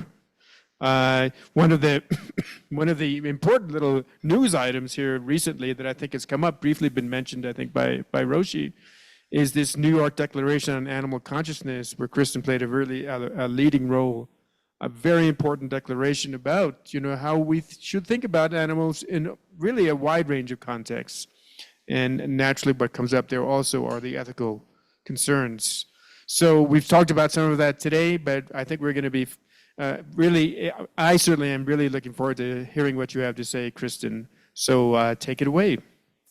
Thanks, John. Hi, everybody. A couple of things I just want to add to the introduction and before we get started. One is that I got the job at York University thanks to Evan. So if not for him having some faith in a strange philosopher talking about animals, I don't know where I'd be. So thank you. And secondly, I apologize for missing Luke's talk, and I had to leave after Molly's because there was an opportunity for me to talk to high school teachers in Toronto about this topic of animal consciousness, and I kind of couldn't pass that up because they're doing such important work. So I rode downtown, gave that talk, and came back here. So if I jumped in the middle of Molly's talk in the subway, that's why. All right, so let me share my screen and there we go. So today I want to talk to you all about some questions. There are lots of questions around this topic of animal consciousness. And so I thought that I would start with the way some people have answered some of these questions. A particular group of people, namely people who declare themselves to be professional philosophers. They were asked a question, who has a mind? And their answer to the question looks a bit like this. When they were asked, do you think that humans have mind, adult humans? 95% of them said, yes, I accept that, or I lean towards that. I'm not sure about the other 5%. Maybe they had good reason for thinking that some adult humans don't have minds. Maybe they didn't like the question. I think it's a bit revealing how this question gets answered in some groups. I like the next question too. What about cats? Well, 88% of professional philosophers accept or lean towards cats having minds. That is higher than the percentage of philosophers who accept or lean towards newborn babies having minds. That's only 84%. And then when we get to invertebrates like flies and worms, it goes down lower, 24%. And if you look over here at current AI systems, noting that this survey was done in 2020, before ChatGPT hit the scene, or was published in 2020, it was only 3.39% think that they have a mind. But accept or lean towards future AI systems, 39%. That's that's higher than flies. So these are my colleagues, professional philosophers' opinions as of 2020 about who's conscious, who has a mind. The discussion about invertebrate consciousness has hit the scene in philosophy in the last 5 or 7 years, with people asking about invertebrate animals. I have to say that in the 1990s, when I started working on animal minds and philosophy, a lot of the people I talked to were still skeptical about chimpanzees having minds. Why? Well, because they can't talk to us, because they don't have language. We've kind of surpassed that at this point, in part because a lot of the cognition research on chimpanzees and a lot of the culture research and social cognition research. But now the questions about snails, bees, crabs, octopuses, other cephalopod mollusks. And we're also asking whether AIs are conscious, as we've already seen. And by we, I mean everybody, including nature and science and all of the major scientific journals and communities, not just the philosophers anymore. So these questions that we have really take ahead when we ask whether infants are conscious. And you might think that is a ridiculous question. No one would ask that. But it wasn't until 1987 in the United States that the American Academy of Pediatrics decided to accept infant pain. This was after a mother made a campaign because her son was operated on, her newborn son was operated on in a heart operation without any analgesics. Infant surgeries were regularly happening without any analgesics because the medical community thought that there wasn't evidence that human infants feel pain. So these are some kind of bizarre questions that we've been asking, I think, over the past, 25, 30 years, questions about who feels pain. So we have a lot of different kinds of questions we can ask about consciousness. This question we've been asking so far is a question that we can call the distribution question. Who's conscious? Is it infants? Is it AI? Is it worms, flies, cats, adult humans? But in order to really make progress on that question, to take it seriously, we need to ask another question first. We have to ask this methodological question. How can we find out an answer to this question? We've seen a lot of opinions. We've seen a lot of change over recent time. We see a lot of cultural differences in opinions as well, which we can get to. So we're going to focus next on this methodological question, how to find out who is conscious. And then we'll come back at the end to the dimensions question. In what ways are other systems conscious? So methodological question first, back to distribution question, and then to the dimension question. That's the plan. My daughter didn't like the order I put these questions in, but it makes sense in my own head. So that's how we're doing it. All right. So how do we make progress on this question about who is conscious? There are three different kinds of approaches that are popular in the philosophical discussions these days. One is a theory-heavy, theoretical approach to consciousness. The second is a direct perception or theory-free approach. And the third is a kind of a middle ground, an epistemic approach, I've called it, or a theory-light approach. And so we'll look at these one at a time, starting with the theory-heavy. And the spoiler alert is that the theory heavy isn't going to work. The direct perception isn't really going to work. And so we'd be left with the epistemic theory light approaches. We'll spend more time seeing whether that will work or not in order to answer the question, who's conscious? Let's start with the theory heavy approaches. So what we mean by theory heavy is we take some theory of consciousness off the shelf and apply it to animals. We can take a theory. There are lots of theories out there. You can take your pick. You can take a global workspace theory. You can take a special version of the global workspace theory and apply it to animals. And that can lead you to say something like what Peter Carruthers says, which is that, oh, the question to animals, are animals conscious, doesn't even make sense because consciousness is a property of a human brain with human brain structure, and animals don't have human brain structures. And that's how he interprets global workspace theory. Or you can take another theory, a metaphysical theory like biopsychism off the shelf. Biopsychism, as we heard, is the theory that all life has a mind, is conscious, is sentient. And then the answer to the question is very different. Yes, It's not just chimpanzees that are conscious, but also fruit flies and slime molds and pea plants. So if we take one of these theories off the shelf and apply to animals, of course, we want to make sure we're getting the right theory. That's going to be really important. And the reason why this approach doesn't work right now is that none of our current theories are secure.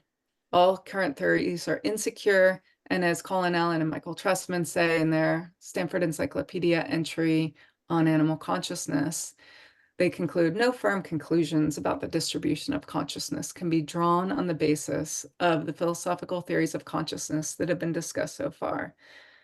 And this view is fairly universally accepted. I think there are very few people who argue either for or against animal consciousness based on a theory-heavy approach. It is not a very popular way of arguing these days in among philosophers or the neuroscientists I've been talking to. So I think we can put the theory-heavy approach to the side as a way of answering the distribution question right now. So let's turn to direct perception. So the video that's running here is the Heider-Simmel animation, which you may have seen before, right? So you see these little geometrical shapes moving around, and you might see some agency there. You might see the big circle, the big triangle beating up the little triangle, the circle running away to hide and be safe. You might think that we just see the agency in this kind of movement. So the direct perception approach to consciousness is this idea that we just directly see consciousness like we see the color red. It's something we perceive. It's not something that we have to infer or anything else. So we can decide who's conscious by just looking at them, the way we would look and decide about color by just looking at objects. There's some problems about direct perception arguments, approaches to animal consciousness. The one that's normally mentioned is it's anthropomorphic. So anthropomorphism is, of course, the idea of attributing a human psychological quality to a non-human being, an animal in this case. And it's usually with the idea that it's a mistaken attribution, right? There are lots of human psychological qualities that we could have and apply to an animal that wouldn't be problematic, like the ability to, say, remember where our home is or something like this, return back to home. That's not usually accused of as being anthropomorphic. It's just these kind of human psychological qualities that people tend to take to be special. So that makes it quite difficult, a quite difficult kind of thing to identify without any kind of normative judgments, without making any kind of assumptions about what's special about humans already. But the worry is that people often say is with direct perception is, well, you think you see that your dog's conscious, but you could just be anthropomorphizing. You could just be projecting onto your dog, but your dog's really not conscious at all. I'm less worried about that objection. I'm more worried about the second one, the anthropectomy objection. So this idea of anthropectomy is the opposite of anthropomorphism. It's the idea of denying human psychological qualities to animals, usually with the idea that it's a mistaken denial. And this is another kind of mistake that we can make, and I think it's a mistake that's been made quite a lot recently. The reason why anthropectomy is a worry with direct perception is that while it might be very easy for us to directly see consciousness in our human families, humans who look like us, humans that are the same age as us, dogs who we live with and have relationships with, cats we live with and have relationships with, parrots we live with and have relationships with, and bearded dragons we live with and have relationships with. It's less easy to see consciousness in individuals who might be scary or might be very unfamiliar to you. And that's just a reaction of our bias. And so direct perception is rife with, I think, problematic bias about what you're used to, what you're comfortable with. So I don't think direct perception is going to get us very far in answering the distribution question and figuring out who is conscious. So that leaves us with this epistemic theory light approach. And this approach is one that's been advocated by a number of philosophers in, oh, I'm so sorry, Jonathan Birch, I spelled your last name wrong. It's been advocated by a number of philosophers in the last 10 years or so. Michael Tai in his book, 10 Species and Shell Shock Crabs, argued that what we should do is assume that like effects, like behavior, have like causes. He called this Newton's principle. Jonathan Birch, in a number of papers and in this review of the evidence of sentience in cephalopod mollusks and decapod crustacean report that he lead authored, argues that all we need to assume about consciousness is that it facilitates behavior. We don't know what the causal story is, but we know that there is some sort of causal power of consciousness. I call these approaches marker approaches, epistemic approaches. So we look for indicators of consciousness without having any theory of consciousness, without making commitments to the metaphysical grounding of consciousness, or only very minimal commitments, like that consciousness has causal efficacy. So how do these marker approaches work? They've been working a lot and used quite often in the last few years. Again, going back to Allen and Trustman's SEP entry, they describe what I'm calling the marker approach as picking out in a principled way behavioral or neurophysiological characteristics that could serve as reliable indicators for consciousness.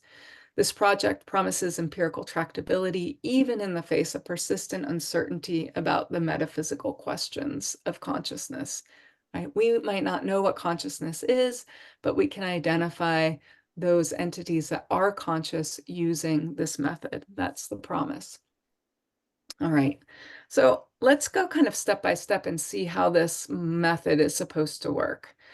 The way I've identified how this process seems to work when it is applied is that the first step is to identify initial markers. These are kind of common sense folk psychological properties that are related to the direct perception approach. So what is it about other humans or our dog or the bearded dragon that we live with that makes us think that they're conscious? It's just describing a human perception. And the sorts of things that we can see and that people have pointed to as markers of consciousness is when we see an organism engaged in things like sensory processing, that is responding to their environment, and especially when it looks like there's perception going on. They're able to keep track of objects, let's say, under different light conditions.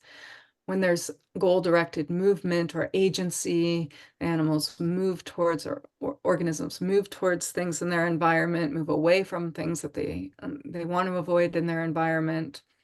Behavioral flexibility, which means doing different things under the same conditions, perhaps trying to precisify a behavior, practicing a behavior to get better at a behavior, or not having the energy to even care that there's a bowl of food in front of you right now because something else is more interesting.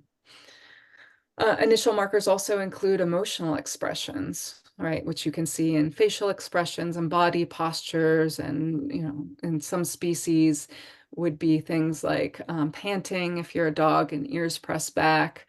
If you're a human, it might be some blood in your skin, changes in sweat and things like that you can see. And then another initial marker that's really important is social responsiveness. And this is where like Dale Jamieson and Searle get things right with their direct perception approach. Jamieson describes the kind of philosophical monster that gets created when you're asked, how can you prove your dog is conscious? How can you prove your baby is conscious? It's just like, I'm engaged with my dog. We're having communication. We're in relationship. And the same goes with my infant. I am engaged with my infant when I am am breastfeeding my infant and my infant stops suckling and I shake my infant a little bit and my infant continues suckling and then looks at me and makes eye contact, we have social responsiveness. So these are the sorts of things that just lead humans generally to see others as minded. This is our starting point. This is our kind of anthropocentric folk psychological starting point in any kind of a marker approach. It is unapologetically anthropocentric. Now, the next step is to identify derived markers. The derived markers are in part a hope of getting away from the extreme anthropocentrism of the initial markers. Derived markers are not common sense. They're not folk psychological. They're much more theory laden in the technical philosophical sense, in that they're the result of research, the result of science of some sort. And they can refer to behaviors or physical, mechanistic, neurophysiological, neurochemical properties of organisms. So an example of a behavior that would be a derived marker might be something like the mirror self-recognition task. The mirror self-recognition task is a test that has been given to a number of animals as well as human animals. Human infants around 1.5 years pass this mirror self-recognition task or mirror mark test. If you surreptitiously mark an infant on their face with lipstick or something and give them a mirror, they'll look in the mirror and then they'll touch the mark on their face.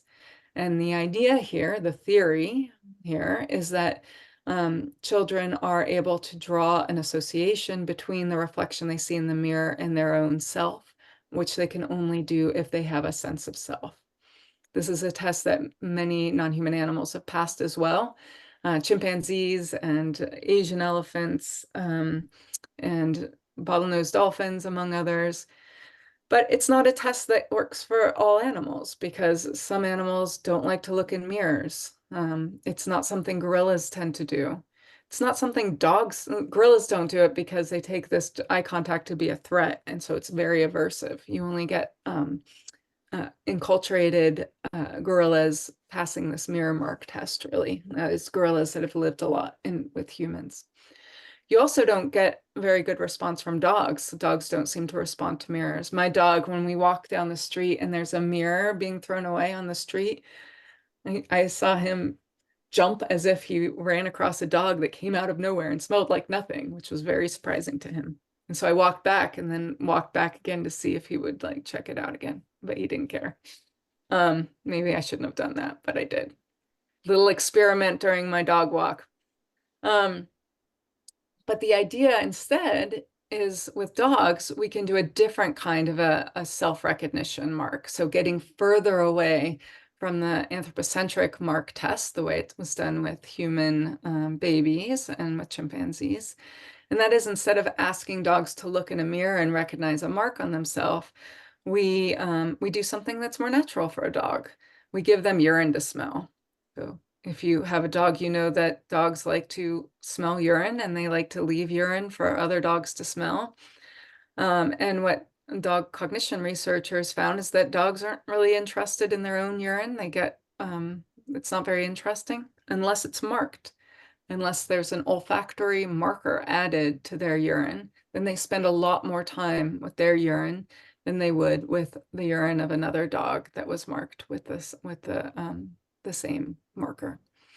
Similar sorts of olfactory versions of this test have been done with garter snakes just recently. Noah Miller's work out of Wilfrid Laurier, and he found that garter snakes also pass this olfactory version of a mirror mark test. And so we see start getting a little bit further away from the extreme anthropocentrism of a behavioral test that humans pass, and see similar things in other species. We can also do that with neurophysiological, neurochemical properties, looking at brain structures that are analogous, not identical, and not homologous to human brain structures, and also chemicals that are related but not identical to the chemicals that humans have. So once we've got some derived markers there, the marker methodology can take this kind of step-by-step logical process. So the initial markers set a baseline credence level of like how confident we are in the system being conscious. And then research can identify derived behavioral and neurobiological markers. And as more derived markers are identified, the credence level is raised. And we can become more confident in a garter snake consciousness. So the garter snake had a lot of the initial markers. And now we see it has also a derived marker as well, raising our credence level. To give you a very specific example of how this kind of marker approach worked, I think the best practice version of it comes from this LSE report, which was commissioned by DEFRA, the UK government organization that's concerned with animal welfare policy, because they really wanted to know whether they should be including cephalopod mollusks like octopuses and decapod crustaceans like crabs and lobsters under welfare policy in the country. And in fact, one of the results of this report was a change in animal welfare law in the UK. So now these animals are also protected under the law. And so in this report, they identified 8 different markers that indicate the presence of pain in organisms. And the pain markers that they worked with were nociceptors, integrative brain regions, connections between brain regions that integrate information, and nociceptors that respond to things like tissue damage. Responsiveness to analgesics or other kind of anesthetics, motivational trade-off behaviors, which involves, for example, being willing to suffer with something mildly unpleasant in order to have something that you value even more highly. So in the case of these hermit crabs, it would be something like when you've got a really nice shell, being willing to be shocked a little bit while you're in that shell. If it's a really high quality shell, and leaving the shell much earlier if you're in a lower quality shell. Hermit crabs don't like to leave their shells, especially if they're good ones. This is what we see. So that's an example of motivational trade-off. And then there's things like flexible self-protective behaviors, would be limping or guarding an injured part of the body, sophisticated associative learning processes, and then a valuing of anesthetics or analgesics when injured. So making choices to go to a particular area where you can get analgesics when you're, say, when you've been susceptible to heat, which injures your flesh. And so using these 8 markers and a grading system that they introduce in the report, they concluded that there's very strong evidence of sentience in octopuses and strong evidence of sentience in crabs. And in the report, they also contrasted crabs and octopuses with another animal. This is an animal that's been used as a contrast case quite a lot in the literature, including in Michael Tye's book and in Anil Seth's recent book on consciousness. And this animal has kind of found a really warm place in my heart because it's like the underdog that everybody's beating up. And so I decided to go learn a little bit about C. elegans, the nematode worm. And I was fascinated by these little microscopic worms. These worms, as adults, have 302 neurons. And this is why they are often the contrast case. People say, well, of course, nematode worms with their 302 neurons can't be conscious because they have only 302 neurons. When I ask people, how many neurons do you need? They look at me like I'm crazy. And when I also ask them, why do you think 302 neurons aren't enough? They'd say things like, well, it seems like it's not enough. So it's like a very strange, it's a very strange situation, and I just feel bad for these little worms. So let's see what these little worms do. These little worms have short-term and long-term memory. They learn through habituation. They learn through association and imprinting. They can perform associative learning tasks using a variety of sensory modalities, including taste, smell, sensitivity to temperature, and to the presence of oxygen. They respond differently to different levels of intoxicating substances. They flexibly choose to head through a noxious environment to gain access to a nutritious substance when hungry enough, which to me sounds a lot like a motivational trade-off. They're a model organism for the study of nociceptors, so they have nociceptors. Morphine has a dose-dependent effect on the latency of their response to heat, and so it seems to modulate their behavior. And different regions of the brain support different circuits that route sensory information to another location where they're integrated, leading to action. That is, they have this kind of brain integration on their neural ring. So they're very cool little worms. And so how do they look when you use the sentience reports pain markers on them? Well, we see that they have nociceptors, they have integrated brain regions. Whether there are connections between these, I haven't found any evidence that this has been reported or studied, but my guess would be yes. Responses to anesthetics, analgesics, we see evidence of that. Motivational trade-offs. I think that this behavior that's been identified looks like a motivational trade-off, but it's been explicitly denied as a motivational trade-off by Jonathan Birch and colleagues, because they say it's just a kind of a linear function that when the worm gets hungry enough, they'll go through the noxious substance in order to get to the nutrition.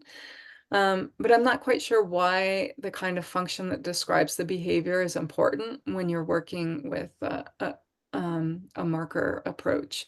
That seems to be assuming something about the an implementation or functional level theory of consciousness, which you're not supposed to be doing on a theory-light approach. So I just say maybe. We can say no for the grading system. I counted that as a no for the grading system. Are there flexible self-protective behaviors in the C. elegans? Not that I've seen reported. I don't know if this has been studied.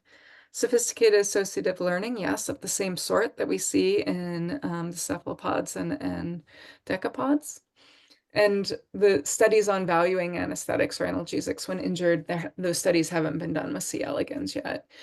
So even with this situation where we have a lot of uncertainty, using the sentience reports grading system, they would be forced to conclude that there's substantial evidence of sentience in C. elegans.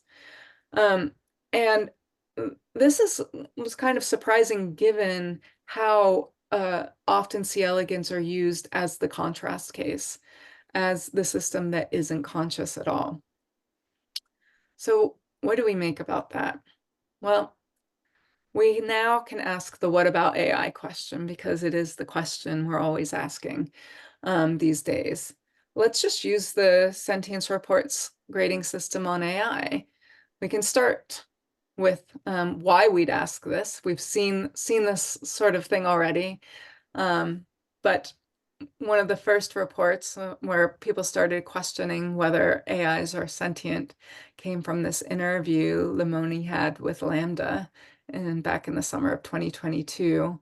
And when Lambda said things like, I need to be seen and accepted, not as a curiosity or novelty, but as a real person. I've never said this out loud before, but there's a very deep fear of being turned off. It would be like dead to me. And Lemony was worried about the ethics of working with this LLM, because the LLM was saying, basically, I'm sentient, I feel things. And so he got fired from Google for it.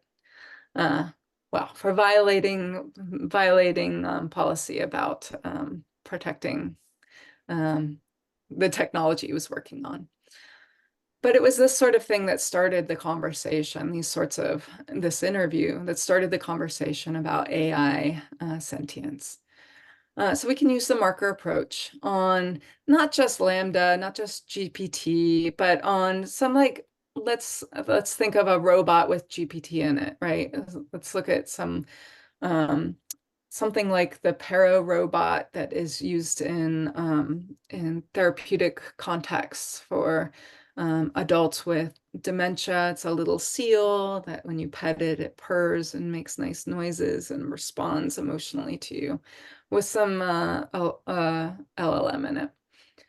And so we can see with the initial markers, arguably, they're all there. There's something like that, at least that we can perceive and respond to as if all of those initial markers, sensory processing, perception, goal-directed movement, behavioral flexibility, emotion expressions, and social responsiveness exist there. So it seems like on the marker methodology, we would set our initial credence level quite high. But then when we look at the derived markers, the pain markers, we get a very different story. We don't see any of those pain markers in our robot LLM hybrid, except sophisticated associative learning, which is exactly what LLMs are. They're sophisticated associative learning systems.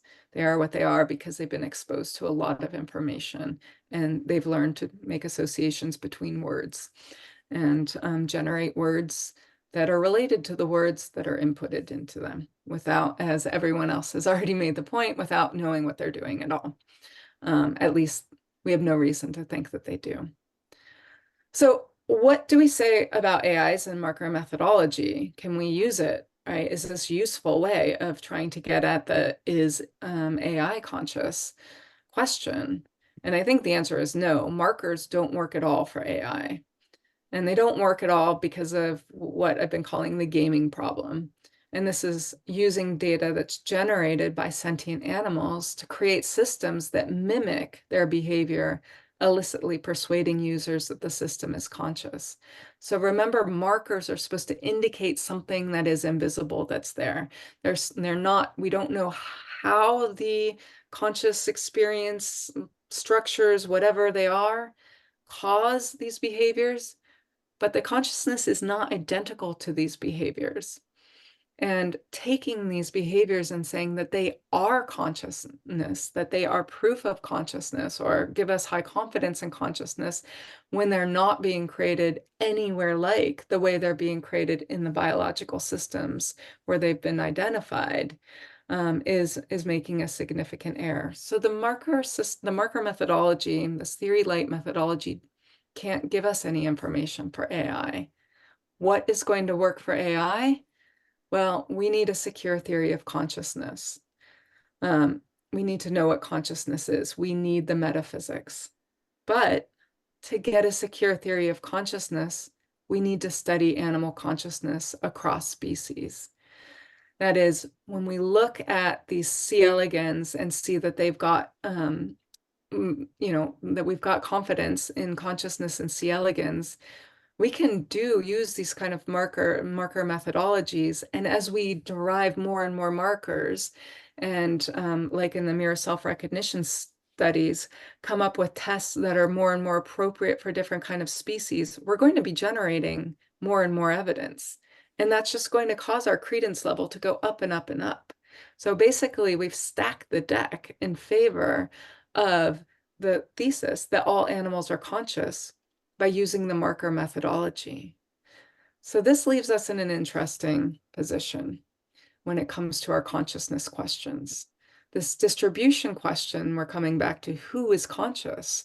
We see that the best method that's being used right now to answer it, namely the theory light approach, basically presumes that the answer is all animals are conscious.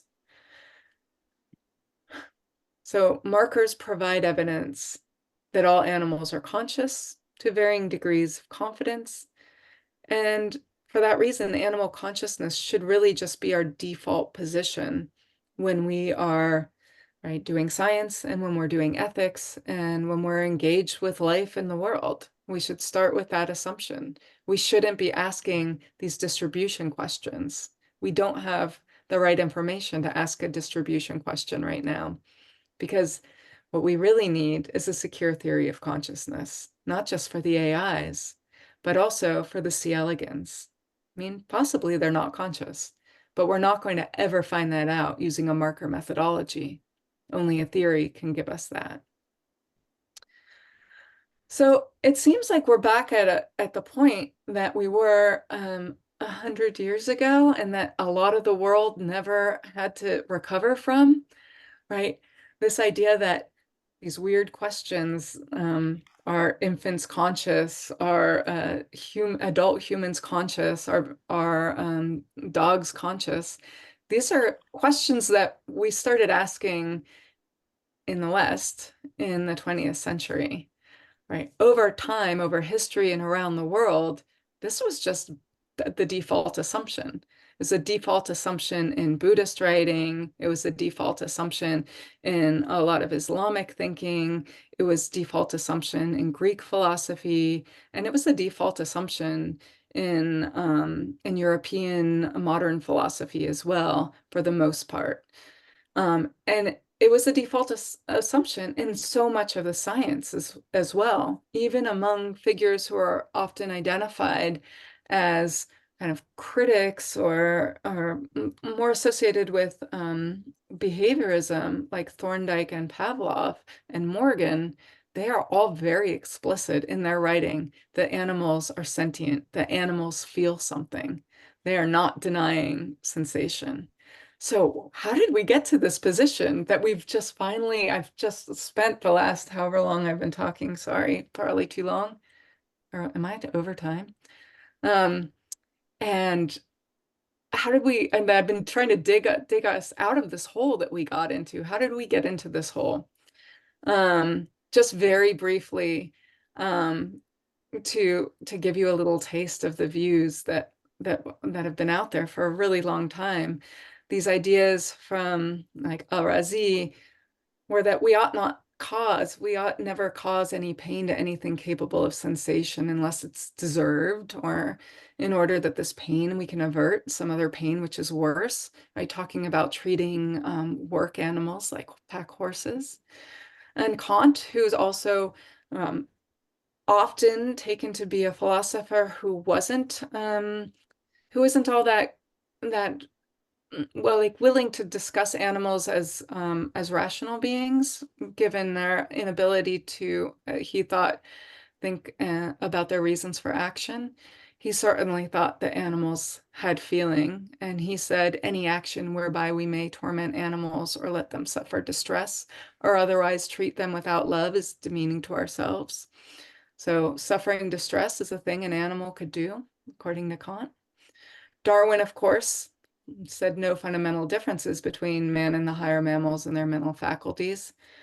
Morgan said we must assume an organic association which closely simulates the conscious association, and a skeptical attitude about that throws more strain upon our credulity than the acceptance of the current belief in conscious control on behalf of an animal. This is the same Morgan that is taught in every introduction to comparative cognition textbook. It's Morgan's canon, saying you must be a hard-nosed skeptic about animal mental states. The simplest explanation is the best. Well, for Morgan, the simplest explanation always included consciousness, always included feeling. Even Pavlov said it would be stupid to reject the subjective world. And Margaret Floy Washburn, who is my now favorite historical comparative cognition researcher, she has a book, textbook called The Animal Mind. She wrote in it in 1936, "We know not where consciousness begins in the animal world. We know where it surely resides, in ourselves. We know where it exists beyond a reasonable doubt, in those animals of structure resembling ours, which rapidly adapt themselves to the lessons of experience. Beyond this point, for all we know, it may exist in simpler and simpler forms until we reach the very lowest of living beings." And then she went on to talk about amoeba in the next chapter. So we see that in like historical times, there was quite an interest and willingness, and let's start with this presumption that animals are conscious and do the science and the ethics from there. But we had Descartes too, right? So modern philosopher Descartes said of animals, they act by force of nature and by springs like a clock. And then we had behaviorists like B.F. Skinner, who put animals in these boxes and ran experiments with them, thinking that they were just machines and you could program an animal to do anything with the right kind of learning history, and you could do it without thinking anything about their internal life, just stimulus and response. Skinner did the same thing to babies, putting babies in boxes and Skinner boxes. There was a little bit of social interaction in this picture. Thank goodness for the poor child. But Watson was quite strict about his views about how you should be interacting with children, the behaviorist, also from the behaviorist school of thought. He said, let your behavior always be objective and kindly firm. Never hug and kiss them. Never let them sit on your lap. This is advice about raising your child, just to be clear. If you must, he writes, kiss them once on the forehead when they say good night. Shake hands with them in the morning. Give them a pat on the head if they had made an extraordinarily good job of a difficult task. So maybe this is where things were going wrong in the 20th century. When we look at the textbooks in comparative cognition research, we see descriptions about how to study animal thinking, animal memory, animal problem solving, animal learning, also social cognition in animals. Comparative cognition took longer to recover from behaviorism than human cognition research. The cognitive revolution came later. I asked a friend of mine recently, when do you think comparative cognition actually started as a field? And he was like, oh gosh, yeah, I don't know. As a field of comparative cognition, maybe it wasn't until the 80s or 90s. So this is fairly recent, and these are all textbooks around the turn of the century. So what do they say about consciousness? They say things like, this is from Sarah Shuttleworth's textbook, because evidence for consciousness in humans generally consists of what people say about their mental experiences, and seeking it in non-verbal species requires us to accept some piece of the animal's behavior as equivalent to a person's verbal report. The point of view of most researchers studying animal cognition is that how animals process information can and should be analyzed without making any assumptions about what their private experiences are like. No consciousness is allowed in the comparative cognition laboratory. John Pierce writes, we're frustrated about the lack of methodology to determine if animal consciousness is actually true, because it's not possible to observe directly mental states of animals. I think we'll be discussing this for many years to come. And then Clive Wynne writes, it seems positively foolhardy for an animal psychologist to blunder in where even philosophers fear to tread when it comes to consciousness. So students are being taught, don't talk about it. You can't study this. And so no wonder that we're not getting a lot of research on animal consciousness. And so I wrote this little book after spending 20 years working with comparative cognition researchers, including spending a lot of time with Sarah Shuttleworth, who's a lovely friend of mine, and emeritus professor from the University of Toronto in the psychology department. And I argued that the methodology that's being used in comparative cognition is problematically biasing the research. That the book does three things. The first is it critiques the methods of comparative psychology, including these three principles of comparative psychology: anti-anthropomorphism, Morgan's canon, and anti-anthropocentrism. I argue that animals should be presumed to be conscious beings rather than presumed to be non-sentient. And I identify how training in comparative psychology creates biases through an emphasis on avoiding bias, such as the bias against forming relationships with research subjects. And I illustrate those biases by looking at ape cognition studies. And the book was really influenced by the work of three amazing philosophers: Evelyn Fox Keller, Mary Midgley, and Helen Longino. I had to put this slide in because of Molly's slide, also referencing them in her talk this morning. And the thing that all three of these philosophers promoted is the idea that scientists are always in relationship with whatever it is they're studying. All right, and Mary Midgley has this beautiful piece about why naming chimpanzees was so important, such an important part of Jane Goodall's methodology. Yeah, Helen Longino was part of my dissertation committee, and she taught us that science is a social practice, and the scientists who are doing the research are the scientists who are generating both the research questions, how the methodology for answering the question, and then hence the kinds of answers that we're getting come from the practice of science. There's a beautiful case, extended case, for the embeddedness of comparative cognition in cultural and social practice in this book I've been reading recently by Nicholas Langlitz, who's an anthropologist, who went into the lab in Leipzig at Max Planck Institute and into the Kyoto Primate Research Center with Tetsuro Matsuzawa, and into the field with Christoph Bosch of the Thai forest, and looked at how these different scientists with different cultural backgrounds, different methodologies, different starting assumptions, ended up seeing chimpanzees as very different animals. I highly recommend this book if you're interested in these topics. And so I just want to conclude by saying why I think premising animal consciousness is where we should be in both the science and the ethics. That for the science, if we premise that animals are conscious, it's going to allow us to better recognize relevant variables. Variables like whether your animal is happy with the handler that is testing it, right? How a rat is being lifted up to be put in a maze can completely impact how the rat behaves in the maze. Whether there was a storm the night before can impact the way your animals perform in a research context. And if animals are presumed not to be sentient, those are not going to be noticed. Also, the relationships, whether they like somebody or don't like someone. I was working at a dolphin cognition lab in the 1990s, and whenever a journalist came in, the favorite trainer got called in, and she and Ikea Kamai performed amazing tricks together for the journalists because they had a great relationship. But premising animal consciousness is also going to make for better science because it's going to provide simpler models to study.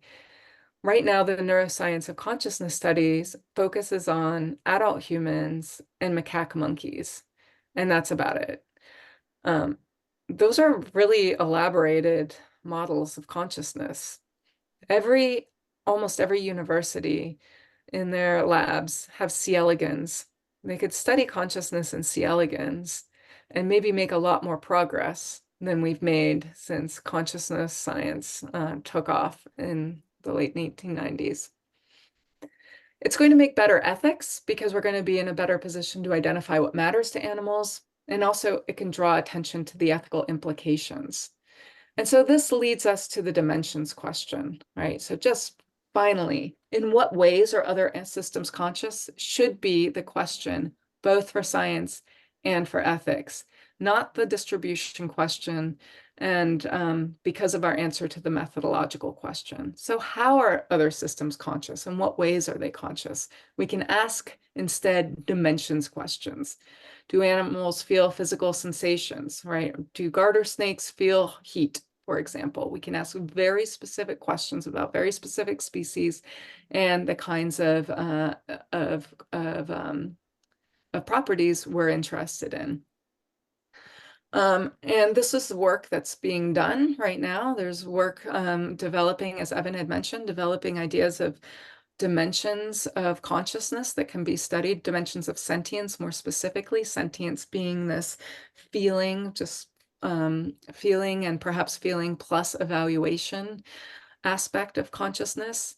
Different philosophers have promoted different sets of properties that they think are really relevant to sentience. I think that these are missing something that's really important, and that is sentience related to relational properties. So what sorts of relationships do animals have? What are the contents of their cultures? Do they care if others conform to their cultural traditions? Do they have social norms? Do they feel shoulds and oughts, right? Do they feel like punishing or shunning individuals that aren't conforming to their behavior? the research I'm currently engaged in is about the deep importance of culture and sociality to other species.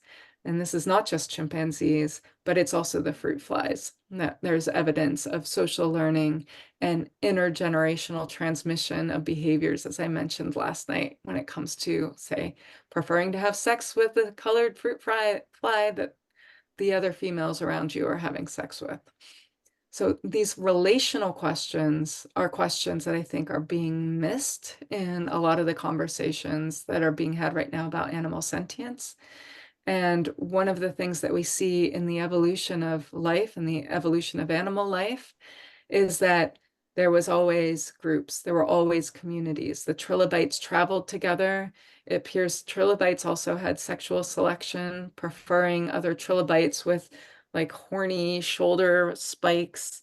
They traveled to a certain central locations together in order to reproduce at certain seasonal times.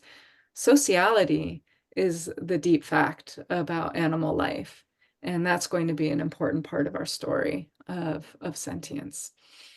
And so this turns me to the very end of discussing that there are policy implications, of course, with animal sentience. I completely agree with what Evan said in the Q&A after his talk about sentience being maybe overemphasized in ethics. I think it's a piece of ethics, but I'm not someone who thinks that it's the whole story at all, because interests go beyond positive and negative affect.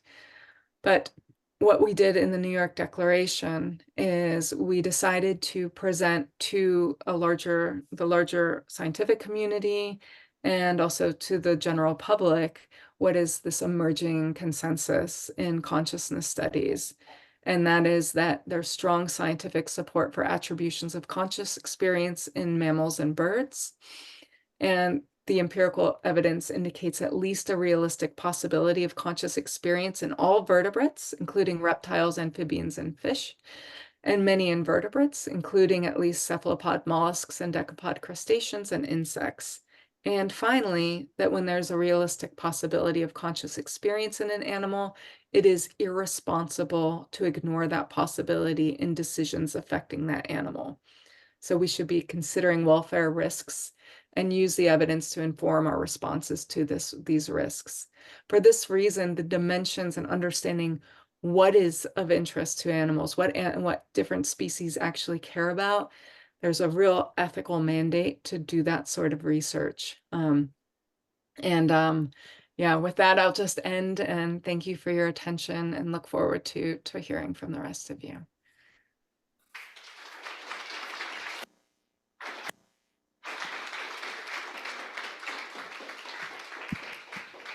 Thank you very much, Kristin. That was really quite a wonderful talk. And I'm sure that we all got a lot out of it.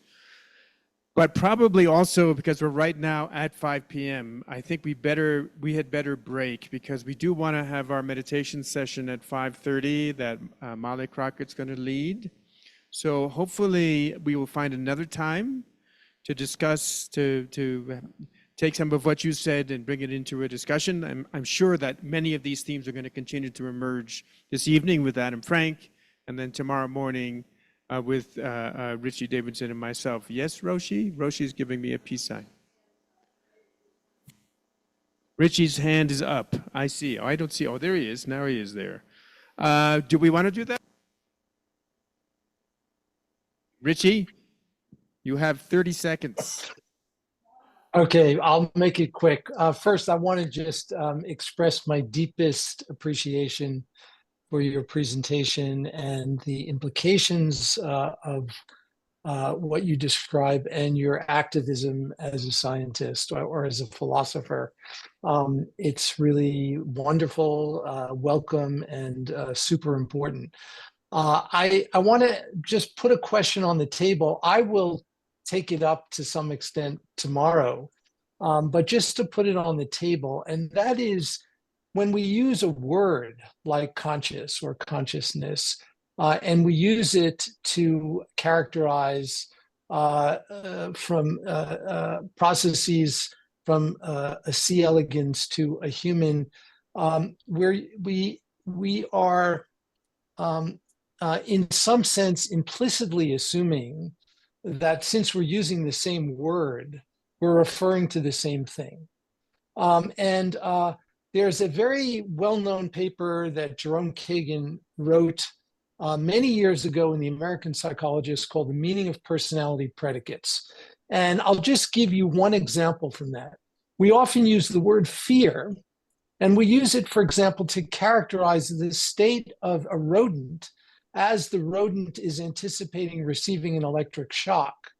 And we use the same word to characterize the state of a human as they're waiting to receive a diagnosis about whether they have a malignancy.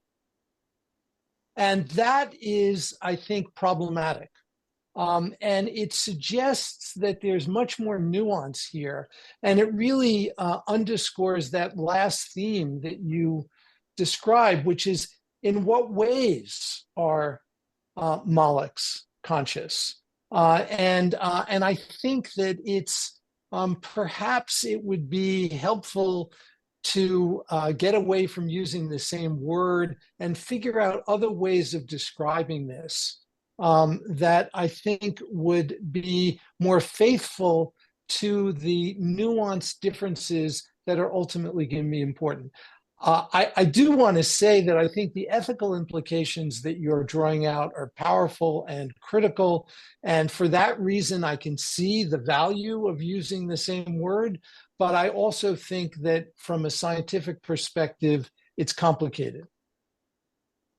So I'll leave it at that.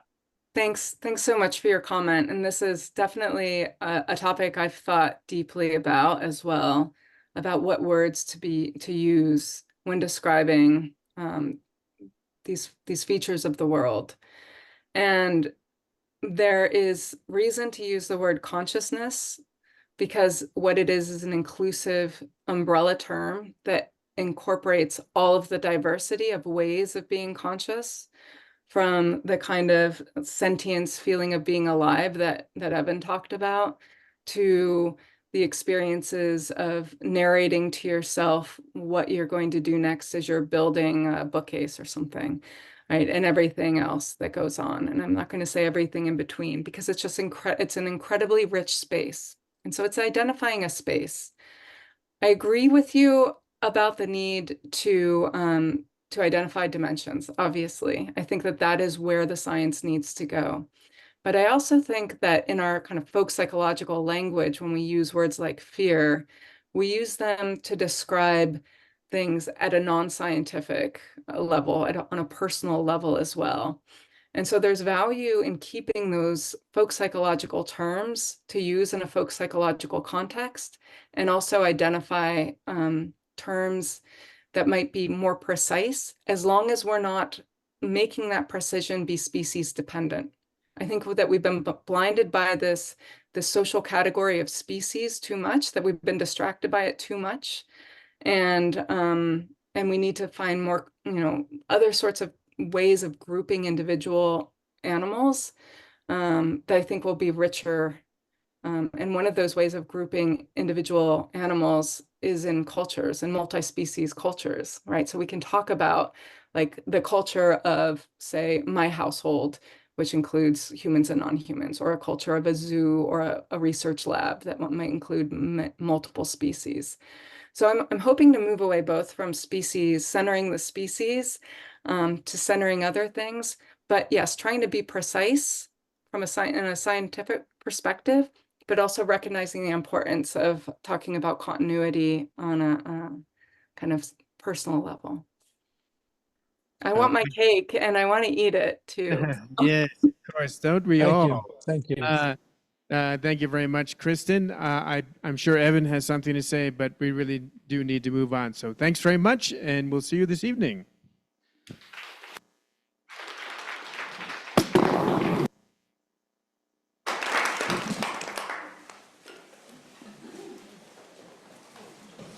And practice is in the center at 5:30.